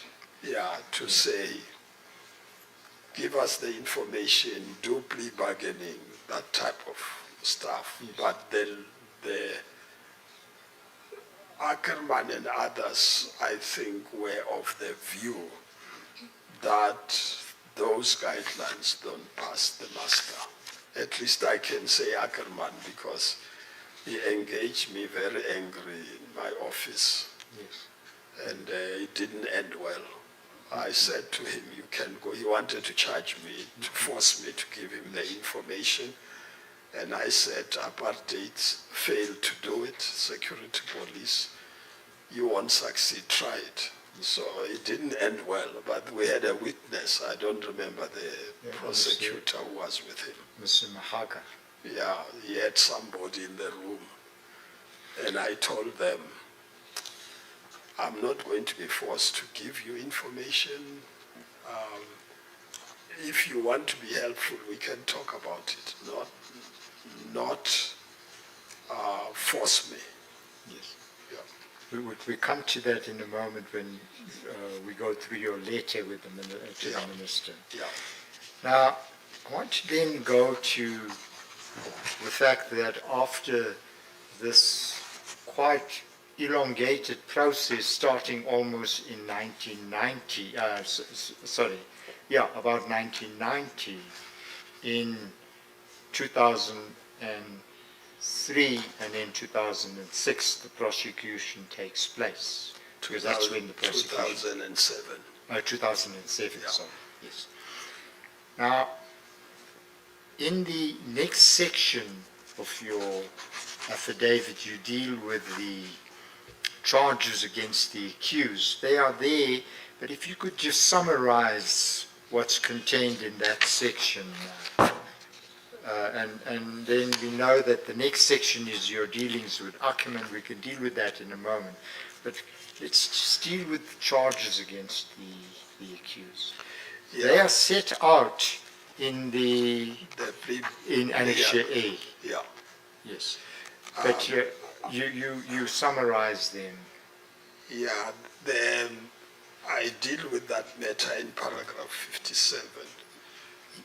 The main charge against the accused was that of attempted murder, it being alleged that on or about the 23rd April 1989, that's the day I went through the airport, at or near the vicinity of the Jan Smuts airport, the accused unlawfully and intentionally and in furtherance of a common purpose attempted to murder the Reverend Frank Chikane by way of administering a poison, to wit, para-oxon, to his clothing. Yes. By the way, the FBI in their investigation, the scientists of a police person, FBI woman who did the investigation from my clothes and blood samples and all that, and they reached the same conclusion of that particular chemical. Can I just ask, because I don't think this has emerged directly, as I understand it, the way they got to your clothes was they intercepted your bag at what was then Jan Smuts airport while you were on your way to Namibia. Yeah. When they gave me the order not to go to Namibia, initially they stopped me before I luggage my baggage. And gave me the order in front of the desk where I was going to check in. This time they allowed me to check in. And they do say themselves that they had arranged for my baggage to be taken out of the as they were passing to be delivered wherever they have to put in the plane, they would pick up my baggage, put it in a particular room, and the person who picked it up would leave. Then the 3 policemen would come, open the bag, put the chemicals, and left, and the bag was taken and put back on that, and then it went to... And you had no idea that No. that had happened? No idea. At that time, I suspected they could stop me from going to Namibia, Yes. but they didn't stop me. And, but I wouldn't have suspected. We had no information they would do that to my baggage. Yes. But they've said it themselves, so it's not It- speculation. Yes. Yes. And in 58, I need to also record the following. First, that the accused were charged in the alternative with contravention of Section 18.2 of the Writers Act. And I listed there together with Wouter Basson, Andre Immelman, and persons unknown to the state, namely conspiring to kill Reverend Chikane. Second, all these persons also faced further charge under account 2, namely conspiring to commit the crime of murder of persons unknown to the state. And I must say that that second count, which they dropped, was strange for me, because it means they knew there are other people, Yes. and they didn't actually pursue that matter.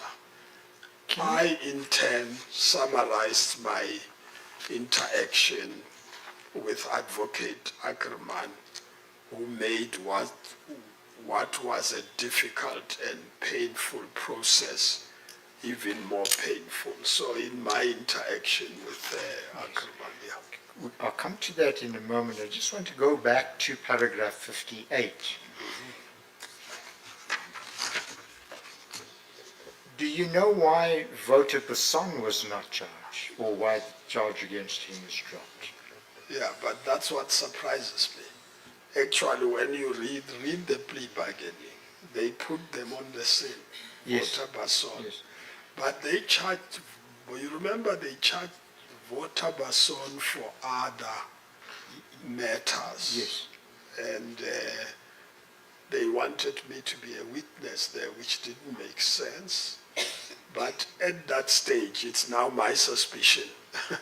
At that stage, it looked like they were doing scores amongst themselves, the old order. Charge Basson for corruption. I think it had to do with corruption, Yes. and etc. Yes. Fraud as well. Yeah, so there was a battle between themselves, who got money and the other one didn't get money. And I can't speak to that because I don't have first-hand information. But there were enough people. There's is it Smith in that plea bargaining, who was now the chief responsible for this operation. This is Bassi Smith. Yeah, they should have charged him as well. So if you took that plea bargaining stuff and investigated at that time, there was enough evidence based on the confessions of the 5 in this case. Yes. That's why I was saying, if you got one to confess, then they implicate others. That's what we thought it would happen. But they implicated others and no charges were preferred. The Andre, or coming back to paragraph 58, the Andre Immelman is the scientist, one of the scientists who came Yeah, to the union buildings to apologize to you. that's it. And he had, in fact, confessed to you that he'd been involved. He'd been one of the people who had They were made the poison available, or the chemicals available. Yeah, he admitted, he didn't admit acting against me, but they admitted they produced those offensive chemicals instruments, which means they packaged them in a way that they are meant to be offensive. You know, the way they were packaged. Either they put them in a pen or this. There were other methods they used. So the scientists did the packaging. The police came and got an order to say, I want this type of a chemical. They may not know what it is. In my case, they say, we want one that kills. So it's in their confession there. Yes. And they were given this oxyon or whatever they call it. So he was there. Yeah. Can we then go, Reverend, to the section of your affidavit where you deal with where you address your dealings with Ackerman. Advocate Ackerman? Yes. Yeah. As regards the prosecution of the accused, I had several discussions with Advocate Ackerman. I record that I found that his approach was a punitive one and not within the spirit of the post-TRC processes and the President's call, including the muted prosecution principles related to the unfinished business of the TRC. In contrast, Ackerman's approach was a straightforward prosecution that would make me a witness against the perpetrators. Now, I couldn't be a witness against the perpetrators because I was going to then say what they told me. Yes. That's how I then become a witness. So I use the information they get from me to be a witness. It didn't make sense to me because that's the information I wanted in any way. In 61, my response was that I was not interested in a prosecution for the sake of prosecution. I was seeking the truth about my poisoning. In addition, I had pronounced publicly that I had no interest in sending the perpetrators to jail and was ready to forgive them. Moreover, at that stage, they had already disclosed much of what I needed from them through Flock and Van der Merwe, and already asked for forgiveness from them.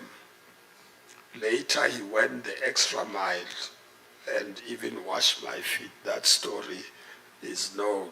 I refused to get my feet washed, but he said it was for his own, not for me.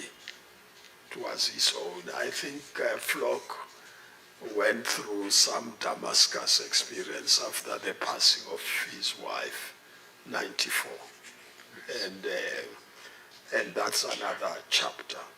In 62, the approach set out above, which I conveyed to Ackerman, seems to have caused him to conclude that I was a hostile witness. He went as far as threatening me with Section 205 of the Criminal Procedures Act to force me not only to give evidence against the accused, but to disclose all the information Flock and others had given me. I mean, for me, it was funny that now the victim is getting charged, which didn't make sense to me. This is where It our would have discussion... been a delicious irony. Yeah. This is where the discussion ended. The Section 205 threat reminded me of the old apartheid days. I was like putting salt. It was like putting salt on my wounds. I dared him to try it and see whether or not he would succeed where the apartheid regime had failed to succeed. At this stage, I knew I was just a pawn in a bigger scheme of things they were fighting about.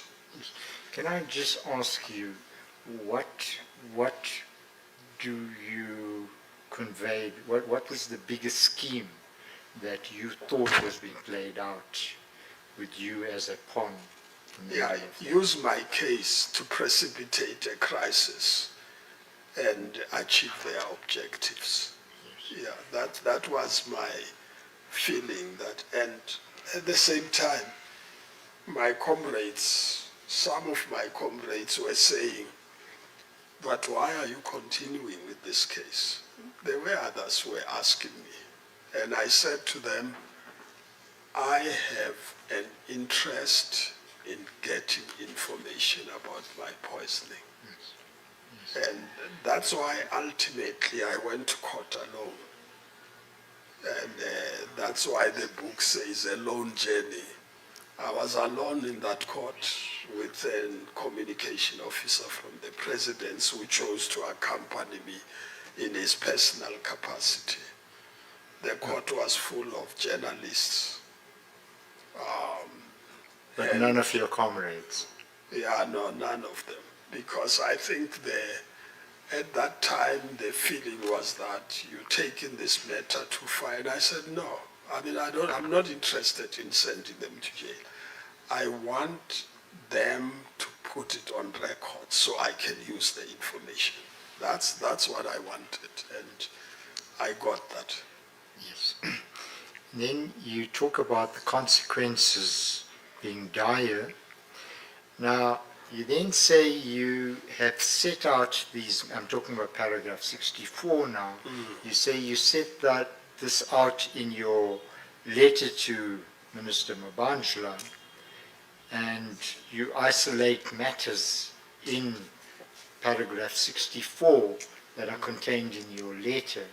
Rather than dealing with the summary here, may I ask you, Reverend, to go to the letter which is Annex B to your affidavit. It's the last 3 pages on that file.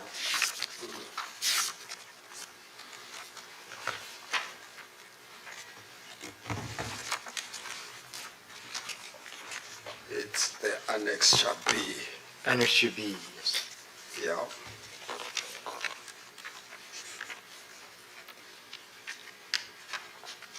Can you recognize this letter, Reverend? Yeah, no, I do. It's my letter. Yeah. Let's start off with the date of the letter. It was on the 22nd of October. The case went to court in August of 2007. Yes.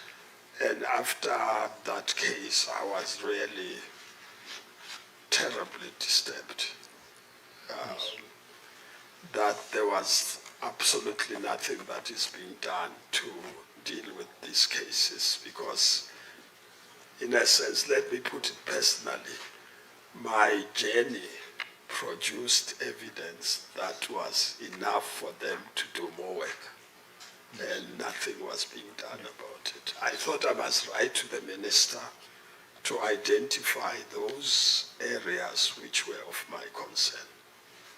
Again, I mean, it's again the advantage I had.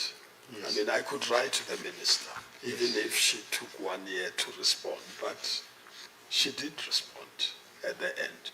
Yes. But an ordinary victim would most probably not have reached that level. Yes. You know. The letter is addressed to Minister Mabandla, and would you read the contents of the letter into the record, Reverend? Yeah, I'm going to struggle because the letters are very small. Yes, except the last page, which I managed to read. I really struggled with the first 2 pages. Well, perhaps Council is asking you to do your best. Hopefully your best would be good enough. Yeah.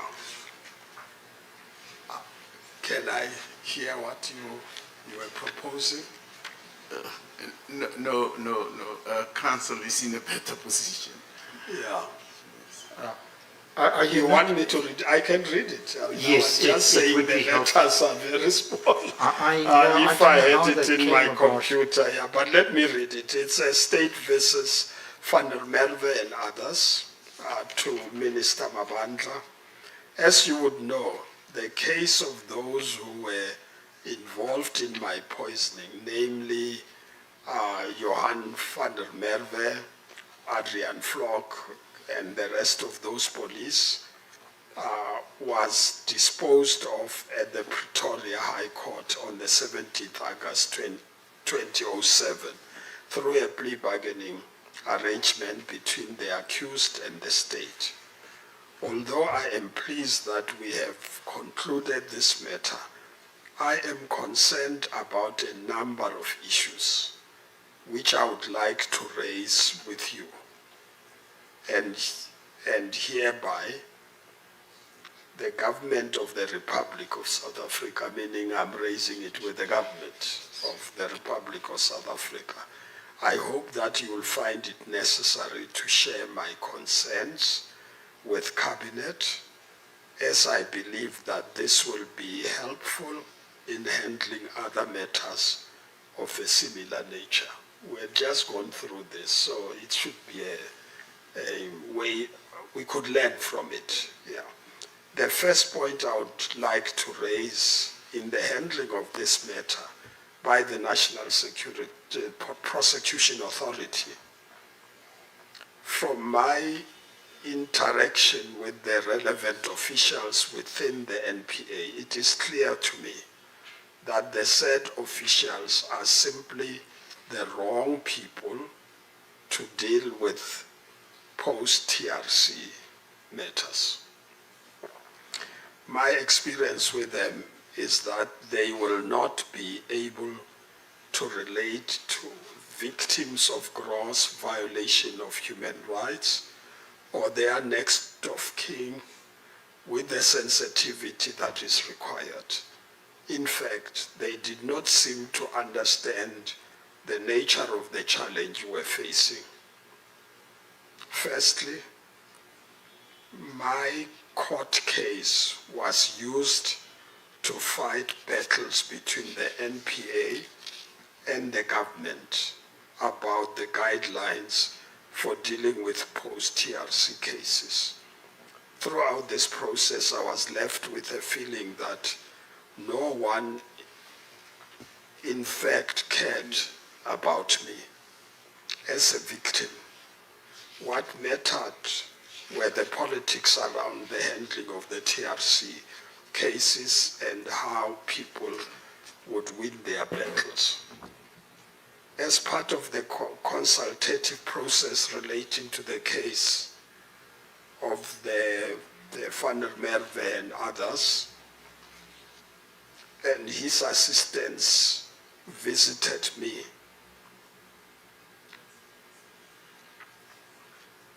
Instead of just consulting me as a victim, he entered into an acrimonious argument with me about the approach to the government on post-TRC matters and the guidelines. From this interaction, it was clear that he was radically opposed to the guidelines as agreed upon by Cabinet and the Parliament of the Republic of South Africa. In fact, he seemed to be more interested in prosecution for the sake of it rather than the management of this difficult post-TRC process. What I detested most was that my case was being used to fight their battles with the government. In pursuit of this objective, a draft letter which was constructed in a manner that would enhance their position in the prescribed forum with other departments was presented to me for my signature. What was more disgusting for me was that when I refused to sign that draft letter, Advocate Ackerman then threatened to use section, I mix the section 204 and 205 that can be corrected, of the Criminal Procedures Act against me to force me to surrender all the information I had received from the information I received from Mr. Flock on my poisoning. I dared him to do so and reminded him that this was tried against me during the apartheid days and it did not work, and that there is no reason why it would work now. He backed off and left. His colleague who was with him is my witness in this regard. Secondly, I was not consulted about the details of the plea bargaining agreement. The NDPP informed me in writing about the agreements for suspended sentences for the accused. My views were not solicited in this regard. In fact, I was not informed about the basis for the plea bargaining arrangement. I only saw the plea bargaining agreement during the prosecution in court. I was particularly distressed by the submission in section E, paragraph, I think it should be 6.3 or 8.3 of the plea agreement, which claims that I was consulted about it and that I was satisfied with the plea agreement and that I did not wish to make a further representation in connection with the matter I'm quoting. The reality is that I could not be satisfied with something I had not seen. Having now considered it, there are naturally a number of issues I have concerns about, which I had no opportunity to deal with. This leads me to the second matter I would like to raise. Failure to consult me before the plea bargaining arrangements were made resulted in the presentation of documents in court which did not only have factual errors, but were politically and philosophically problematic to me as a victim. Firstly, my background is presented as if I was both General Secretary of the Council of Churches and Vice President of the UDF, when in fact I held these positions at different times. Secondly, the plea bargaining arrangement falsely argues that it was the stated policy of the UDF to propagate and support violence for the purposes of rendering the country ungovernable. Sorry, Reverend, your point there being that was not the policy of the UDF to promote violence. Yeah, but they can't put a plea bargaining agreement which says this. Yes. Yeah, if they talked to me, I would have said, I don't agree with you. By the way, I'm not a lawyer, but I thought that if they do a thing like this, you would be made to do an confirmatory, affidavit that I agree on this. And they didn't ask me to do that. And then there are, where are we now? Yeah, there are these issues, 3 issues I would like to raise on matters of such substance. Firstly, count 2 was withdrawn as part of the plea arrangements.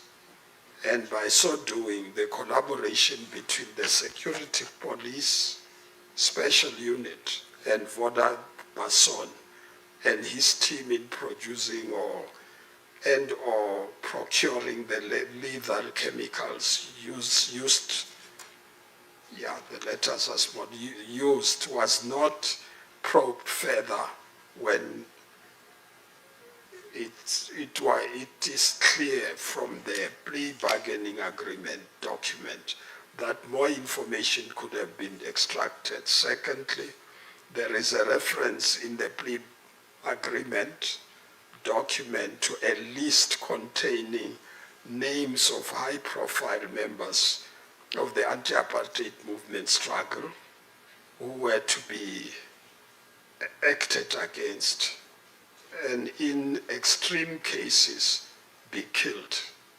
And that's paragraph 37. There is no indication that in this matter, that this matter was probed further. The state should be interested, for instance, in the copy of such a list to determine as to who also was on the list and what happened to them. Thirdly, there is no indication as to what discussions the MPA had with General Bassi Smith and Basson to secure more information about the operations, and it's not clear here. And fourthly, there is no indication that there has been a process to probe the involvement of this SANDF on these matters and what happened to their list of external targets. The guidelines for the post-TRC cases make it clear that our objective is not just prosecution, but the need to solicit more information about what happened to the victims of gross violations of human rights, especially those who died or disappeared. Moreover, it is to get a better understanding of how the old national security management system functioned to make sure it does not happen again. Although the Van der Merwe and others case assisted me to know more about what happened to me, failure to follow the guidelines and thereby collaborate with other entities of the state like intelligence services, the police and the defense force, made us miss an opportunity to learn more about what befell the other people who might have been affected in the same way. Lastly, I found the court itself completely foreign and insensitive to me as a victim. Firstly, the court was completely white, from the judge to the prosecutors, defense lawyers, and the accused. But worse, the proceedings were conducted in Afrikaans without due regard to the victim, especially where technical, legal, and court processes are involved. As a result, I missed the greater part of the proceedings of the court. I am sure that we can make the court friendlier to victims than what I experienced that day. On the side of government, I felt that the handling of the state versus Van der Merwe and others case was left to me as a victim to explain to the public instead of the state or government. No effort was made by government to manage this process or deal with public perceptions about it. No one got involved to make sure that the process achieved the objectives government had agreed upon. Clearly, once the NPA acted unilaterally, the government apparently walked away from the matter. I do not think that this hands-off approach assisted us in any way to achieve the objectives set out in the guidelines. I shall be pleased, Minister, if the government could deal with all these matters. I have raised as well as the matters I have raised, as well as remedy the situation before another case is dealt with. Yours, it's myself. Now, Reverend, you might remember we were at paragraph 64 at your affidavit, and in paragraph 64, you summarize some of the concerns that are raised in your letter. Yeah. Can I ask you then to go back to paragraph, page 1923, paragraph 64. Yeah, I say the consequences of this breakdown were dire, including Yes. factual errors in the plea and sentencing agreement. Views were attributed to me without any supporting affidavit to ensure their accuracy. I have set out in my letter to Minister Babadla, in which I noted, amongst other matters, the following. And we've dealt with all those matters. Yeah. Can I then ask you, Reverend, Chairperson, I see it's 1 o'clock, but I'm in the point of nearly concluding. Yes, you may May continue. I continue? As you please, Chairperson. Also find it, you then say at paragraph 65, you find it necessary to record certain matters. What are those?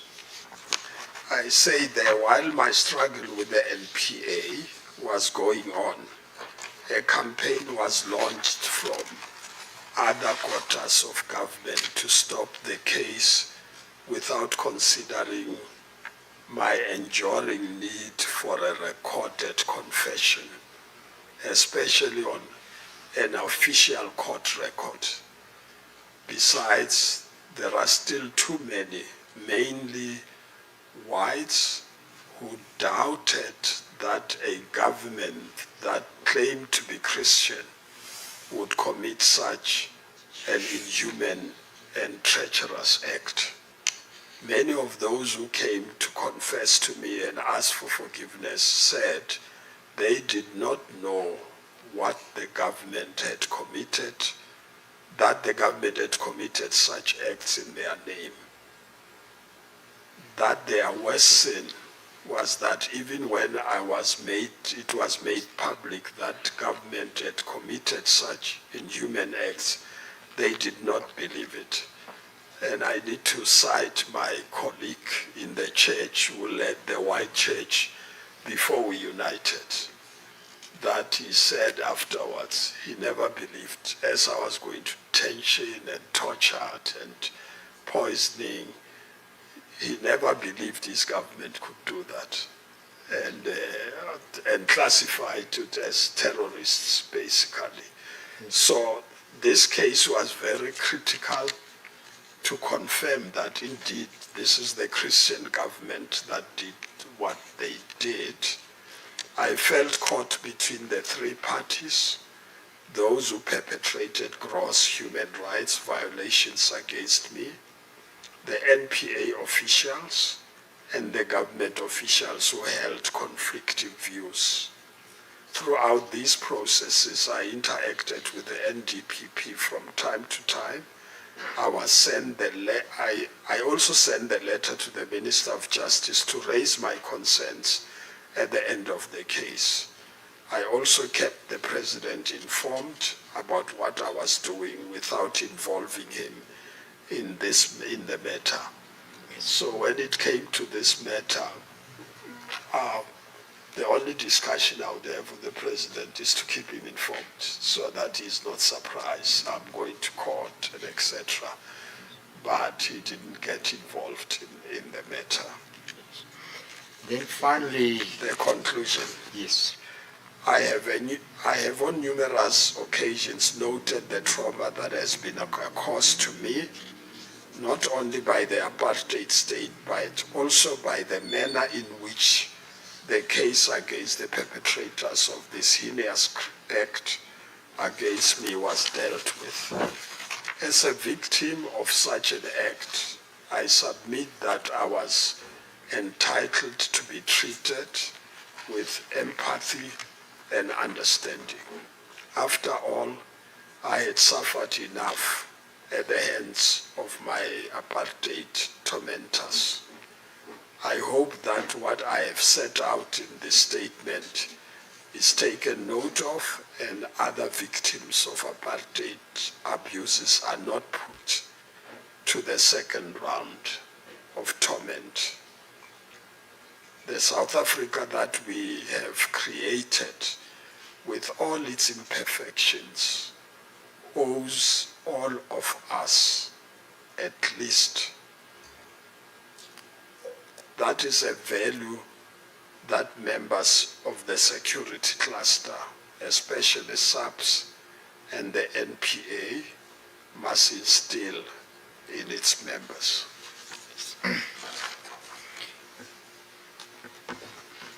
Chairperson, that is the evidence that we intend tendering through Yes, Reverend Chikane.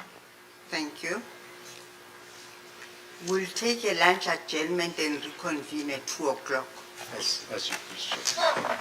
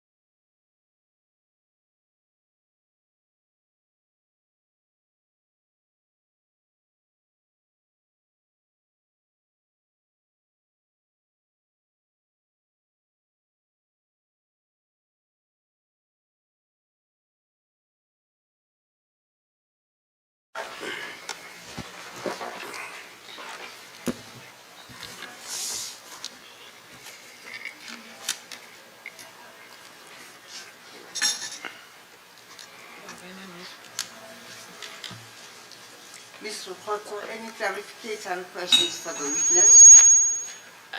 Thank you, Chair. We have no clarificatory questions for this witness. Ms. Tambeleni?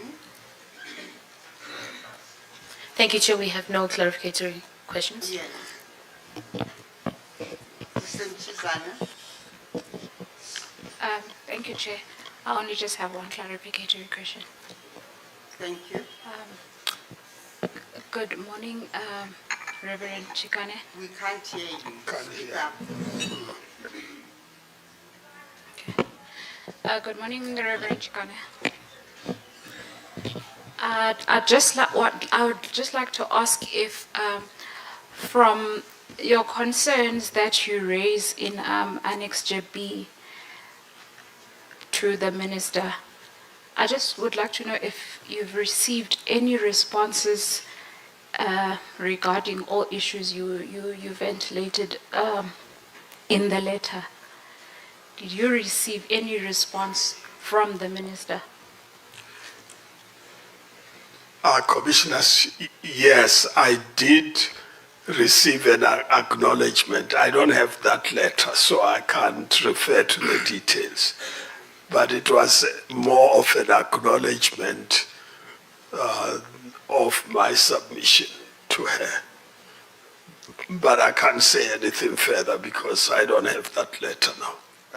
I thought you said a year late, or you spoke about a year. Yeah, she did respond. Yes, respond roughly almost a year later because these issues were like happening continuously, and she responded at the time when she was able to respond to me.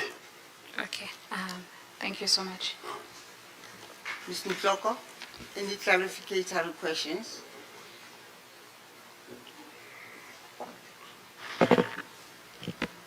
Thank you, Chair.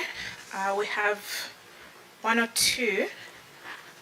Good afternoon again, Reverend. Firstly, I think on behalf of the NPA, we would like to apologize for the trauma that you experienced both during apartheid and what you describe during the prosecution of the Van der Merwe matter. So, in your statement, Reverend, you indicate that there was political complexities that surround post-TRC prosecutions. Can you kindly elaborate what those complexities were in your views? Yeah, I do have that paragraph that deals with those complexities, but I can't remember which paragraph. But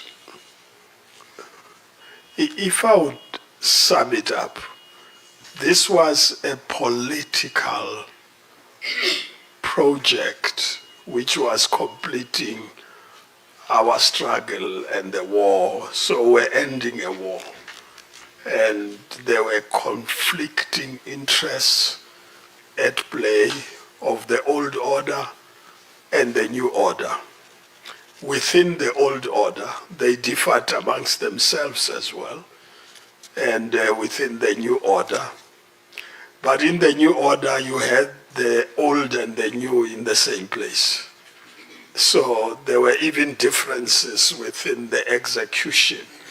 You might all be NPA or the police, but the interests would be different. But I think what is more complex is that we set up the TRC not in the way the Act ultimately,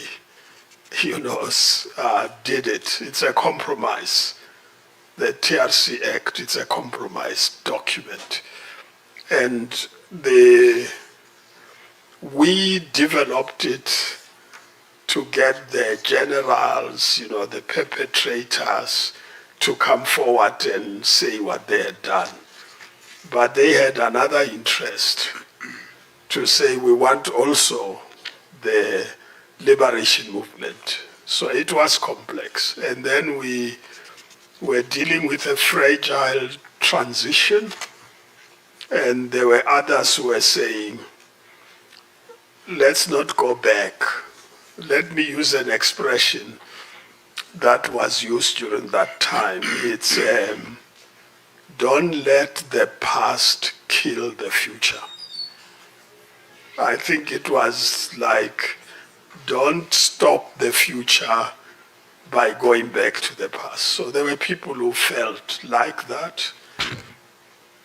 I remember those generals were in place, all of them who commanded this place, this operation, were in the prosecution authority, in the police, in government for that matter.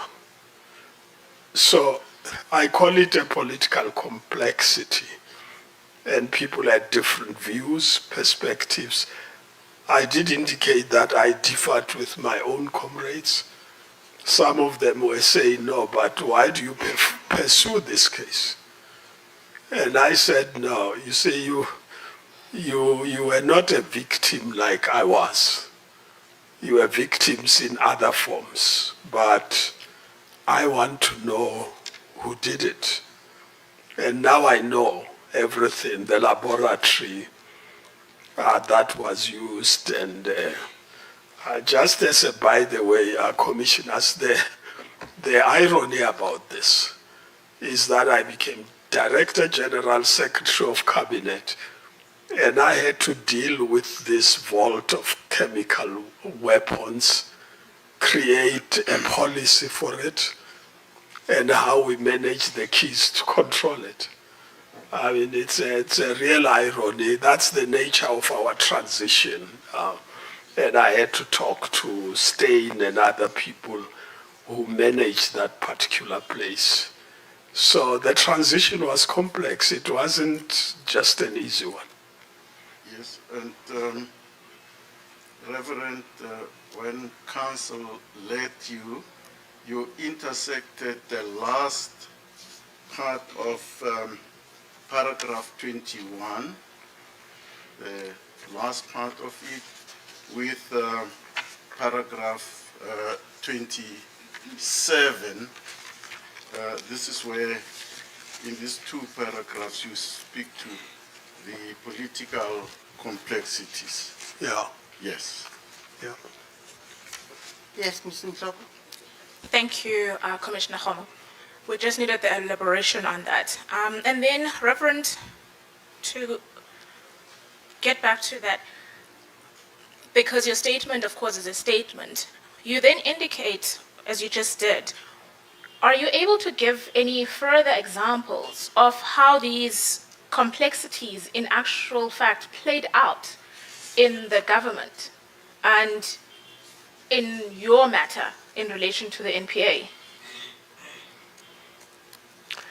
Yeah, the problem with this case is that there were various sins at different places happening at the same time. And you know, if you watch a film, they show you that part as it happens, the other side. I didn't have the privilege of seeing all sides of the story. What I know, I can only talk about myself. What I know is that there were debates about how we should handle this matter. There were differences before the Truth Commission, differences after. And there were those, I remember in a meeting of DGs where there were others who were saying, once my case was running, you know, why should you pursue this matter? Because they're going to use it to charge the leadership of the ANC. So it's complex because you were, in a sense, there was too much uncertainty. People were still having plans to destabilize the new order. There were still plans to compromise those who are coming in. 2 years I arrived in government about that time. I wrote a letter to President Mandela and copied to Deputy President Mbeki to say the old is corrupting the new. I observed it. And so as we're working together, if I was corrupt, I must corrupt the new so that they can deal with me. So that transition was complex. Thank you, Reverend. Ms. Ntloko? Thank you. Then speaking of that issue on destabilization, you deal with that primarily in paragraph 28 of your statement. Paragraph 28 28, yeah. of your statement. There you describe concerns that some individuals had about destabilization and the implications on prosecutions for the broader political transition. Can you assist the Commission by giving context? Because it's there, but it's not fully articulated. In what context exactly did these arise, and where were these discussions happening? Because as I understand, you were not party to certain structures that we have dealt with in this commission. Were there other structures where these debates were taking place in the government? And do you remember who would have been part of those discussions? No, I can't go into government and where those things were discussed formally. I mean, what I'm talking about, it's informal discussions. It would have been, for instance, I mean, there were debate about should we negotiate or not negotiate? Should we execute the war to the end? What will be the end look like? And it was a struggle to agree amongst ourselves that negotiation was the best route. But we still accuse today that that was not the best route. Some call it sellout. And so the debate is much more, what I'm talking about, it's a much more complex debate. Can we settle with them without taking them to prison? Because in a winner takes all, like World War II, you do Nuremberg trials, you charge all of them. But we couldn't do that. So that's what I'm talking about. The complexity is that it was not as easy as we have won the war, let's charge all of them. And so others would say, the negotiations have achieved what we wanted to achieve, so why do you want to continue fighting? My view was, victims are victims, and if a family member disappeared, they can't stop looking for the family member. And I also want to know how I was poisoned.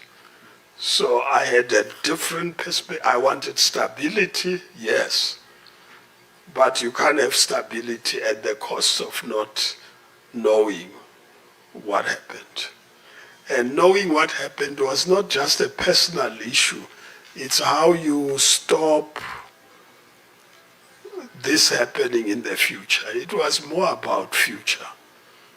How do we make sure this thing never happens again?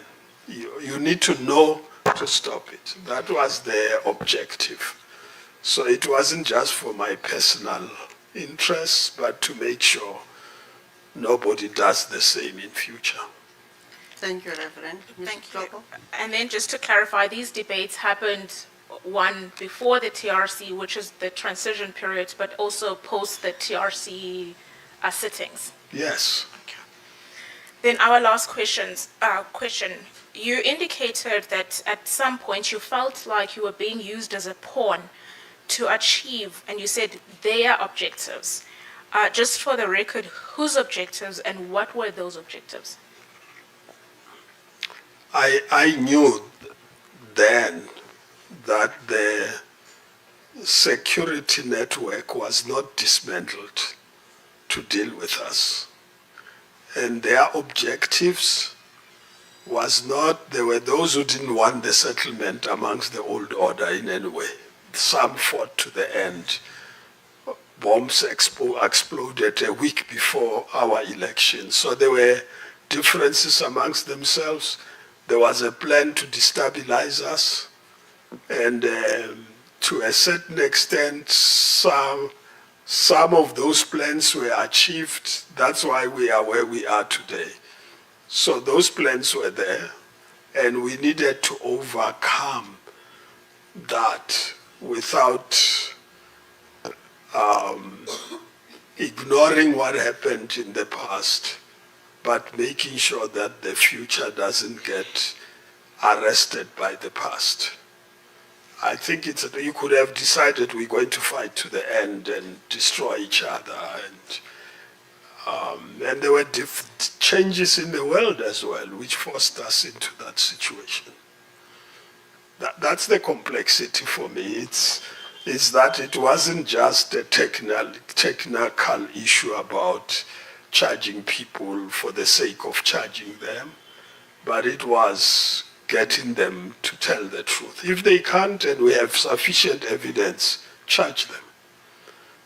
But if you don't have sufficient, you may know that this person did this, but you don't have the evidence. Then you lose the case in court. And the court also, as I described it, it's not your court, you know. We're still working on transformation of the judicial system as well. Thank you so much, Reverend. That will be all for our side. Thank you, Ms. DeVos. Chair, Commissioners, no questions from us. Thank you, Ms. DeVos. Ms. Moroka.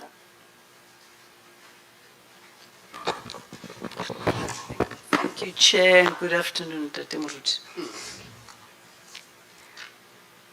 Can I find out, we do know that on the 15th of April 2003, the President made a speech to Parliament, the unfinished business of the TRC unfinished business. You don't refer to it in your affidavit, am I correct? I think I do refer to it, maybe not clearly.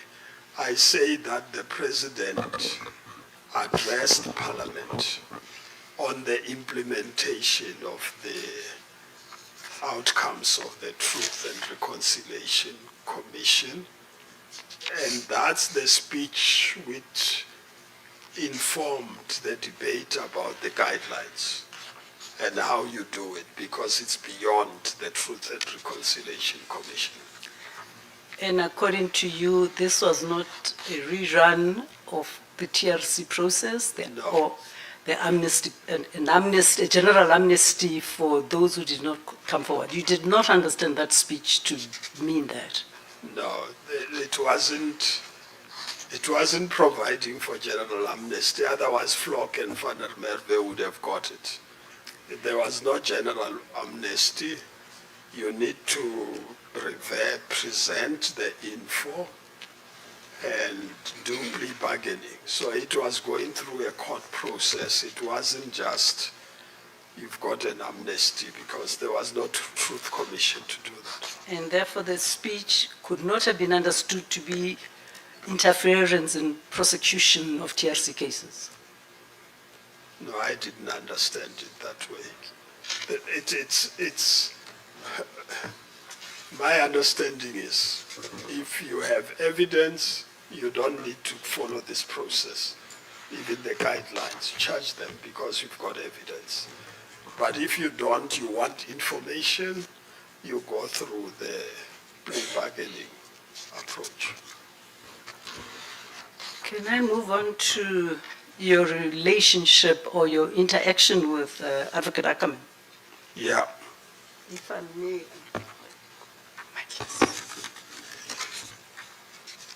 In his evidence before this commission, the advocate had this to say: at its day, the 17th of, or the 26th of March, Chairperson, and at page 6 of his evidence. What year is that? No, I'm reading what he told this commission. I Oh, just want to okay. get your views on what he told the commission. Okay. He says, by all accounts, I accept that they have been successful to bring about the reconciliation.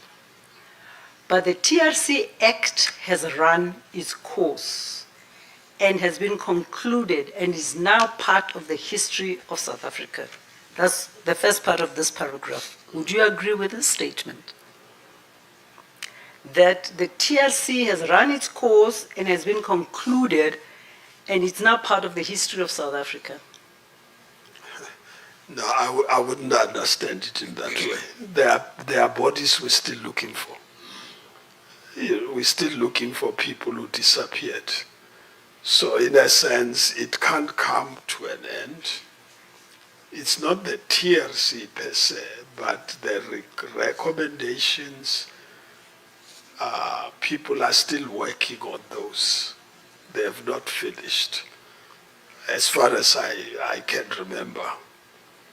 So it's history in terms of it happened at a particular time, but the consequences thereof are still with us. He then goes on to say he believes in truth and justice, and that there's a fundamental difference between reconciliation and justice. Do you think there's a difference between the two concepts? I wouldn't contrast them in that way. Remember, we agreed on sacrificing, pursuing people who give us the information because we want the information. Without it, we can't do justice in any way. So there's a point at which the construct of the TRC allows for a person to tell you that I met at so-and-so, and you give them amnesty. If it was political, I think that's how I understood it.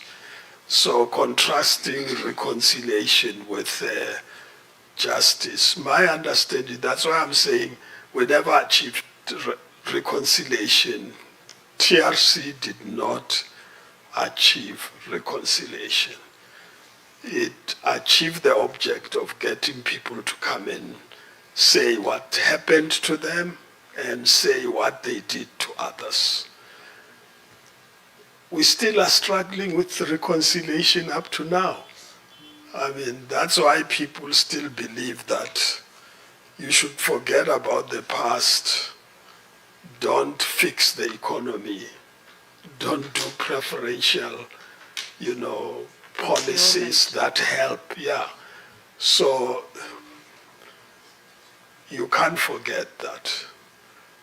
So in my view, reconciliation is completely different. I would say the distance we went with Flock would be said to be close to what reconciliation will be about, where he feels sorry about it, he asks for forgiveness, and even smuggled his skotlelki with a towel to come and wash my feet.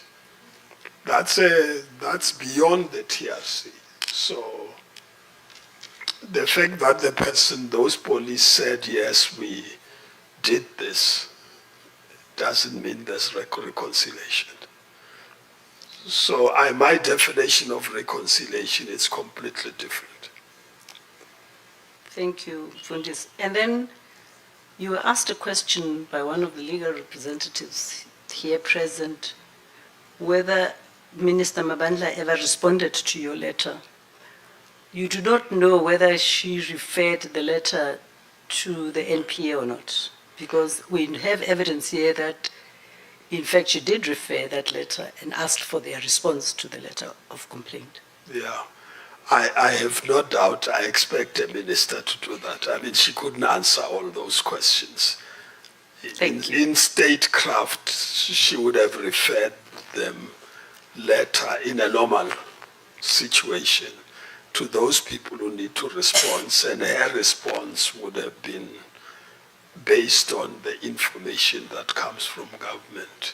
I don't know what happened, so I can't speak to it. I was just informing you that for the record, she did send the letter to the NPA, and the NPA took your complaints seriously. Yeah, no, thank you. Thank you. Thank you, Chair. Thank you, Ms. Moroka. Ms. Ranke.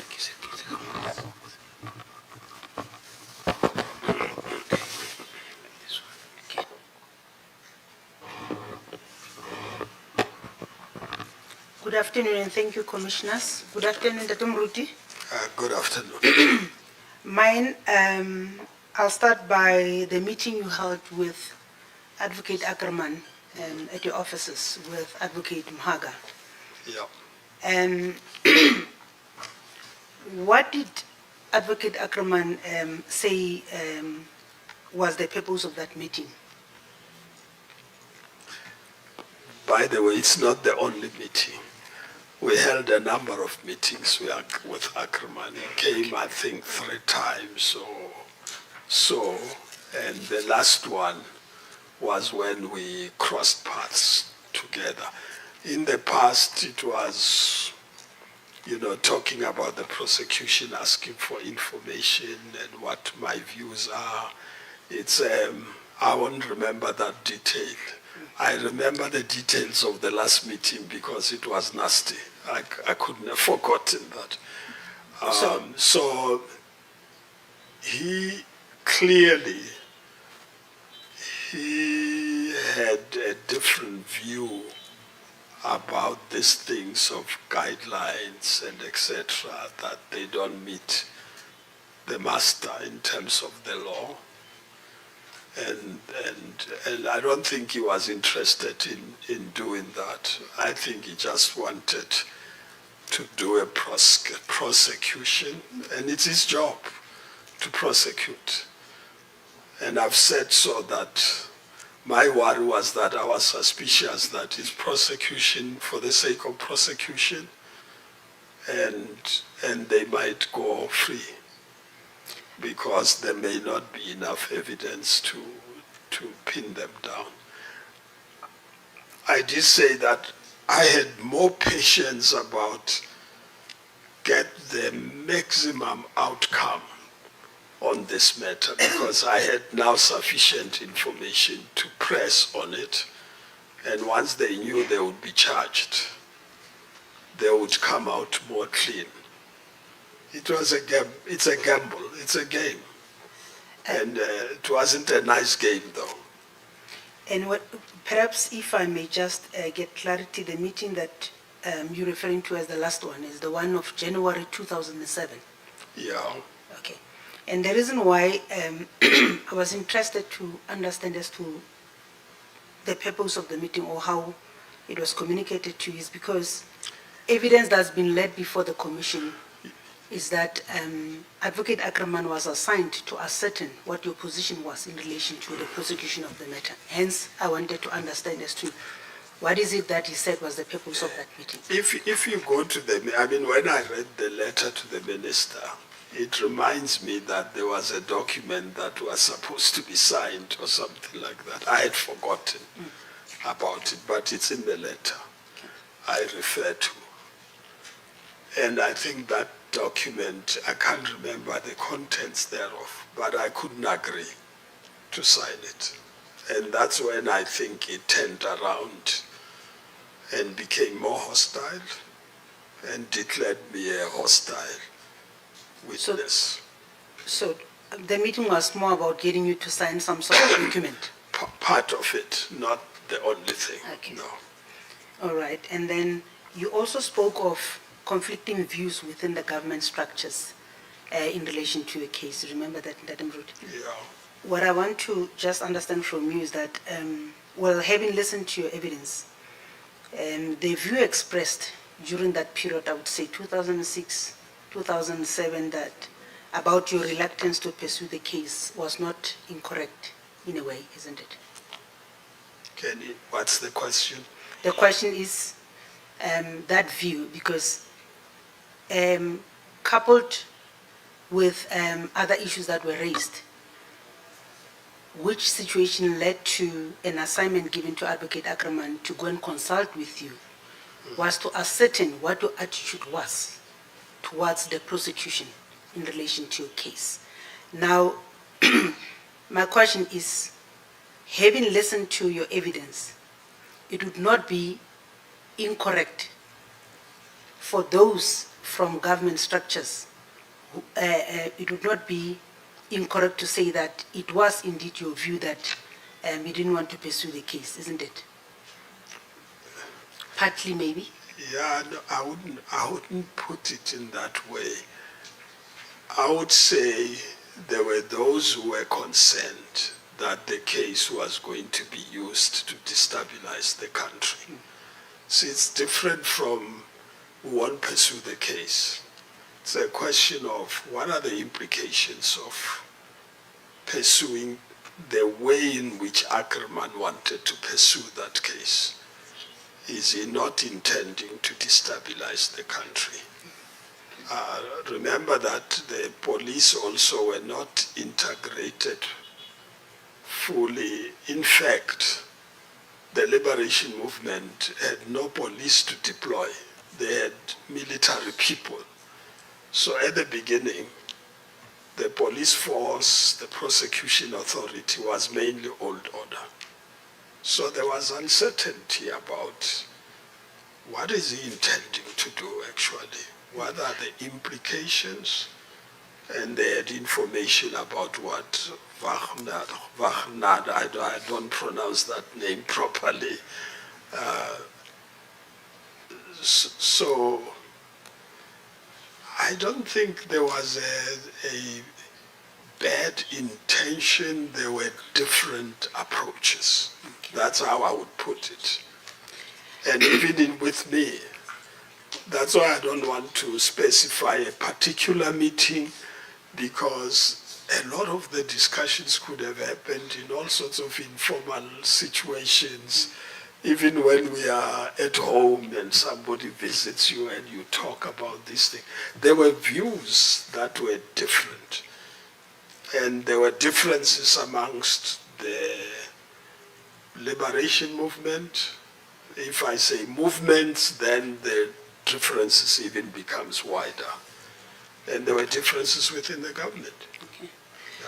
And there was also evidence led that during one of the meetings of the interdepartmental task team, the resolution was taken that your position be ascertained. In other words, that there should be some engagement with you to ascertain what your position is in relation to your case. Now, I want to check with you as to whether, in your view, that resolution that was taken that your position be ascertained was not a reasonable request, isn't it? In other words, there was a need to ascertain. Ms. Rand, Thank you, Chair. I think your question may not be a clarificatory question, stricto sensu, in fairness to the witness. Okay.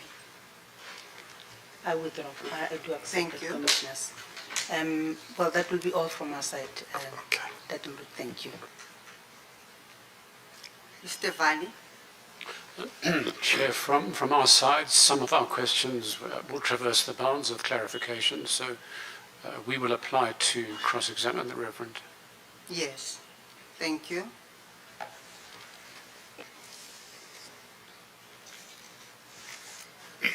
We have no re-examination. Thank you, Mr. Soni.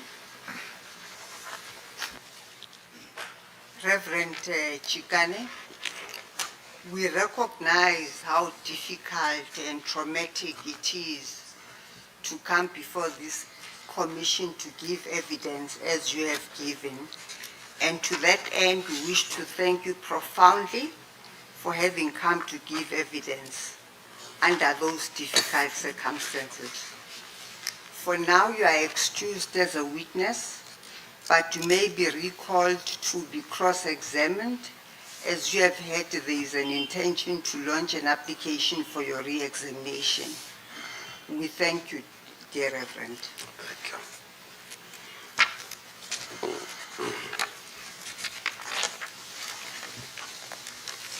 Mr. Semenya? That would be the formal proceedings for the day, Chair. Yes. These proceedings are adjourned until tomorrow at 10 o'clock.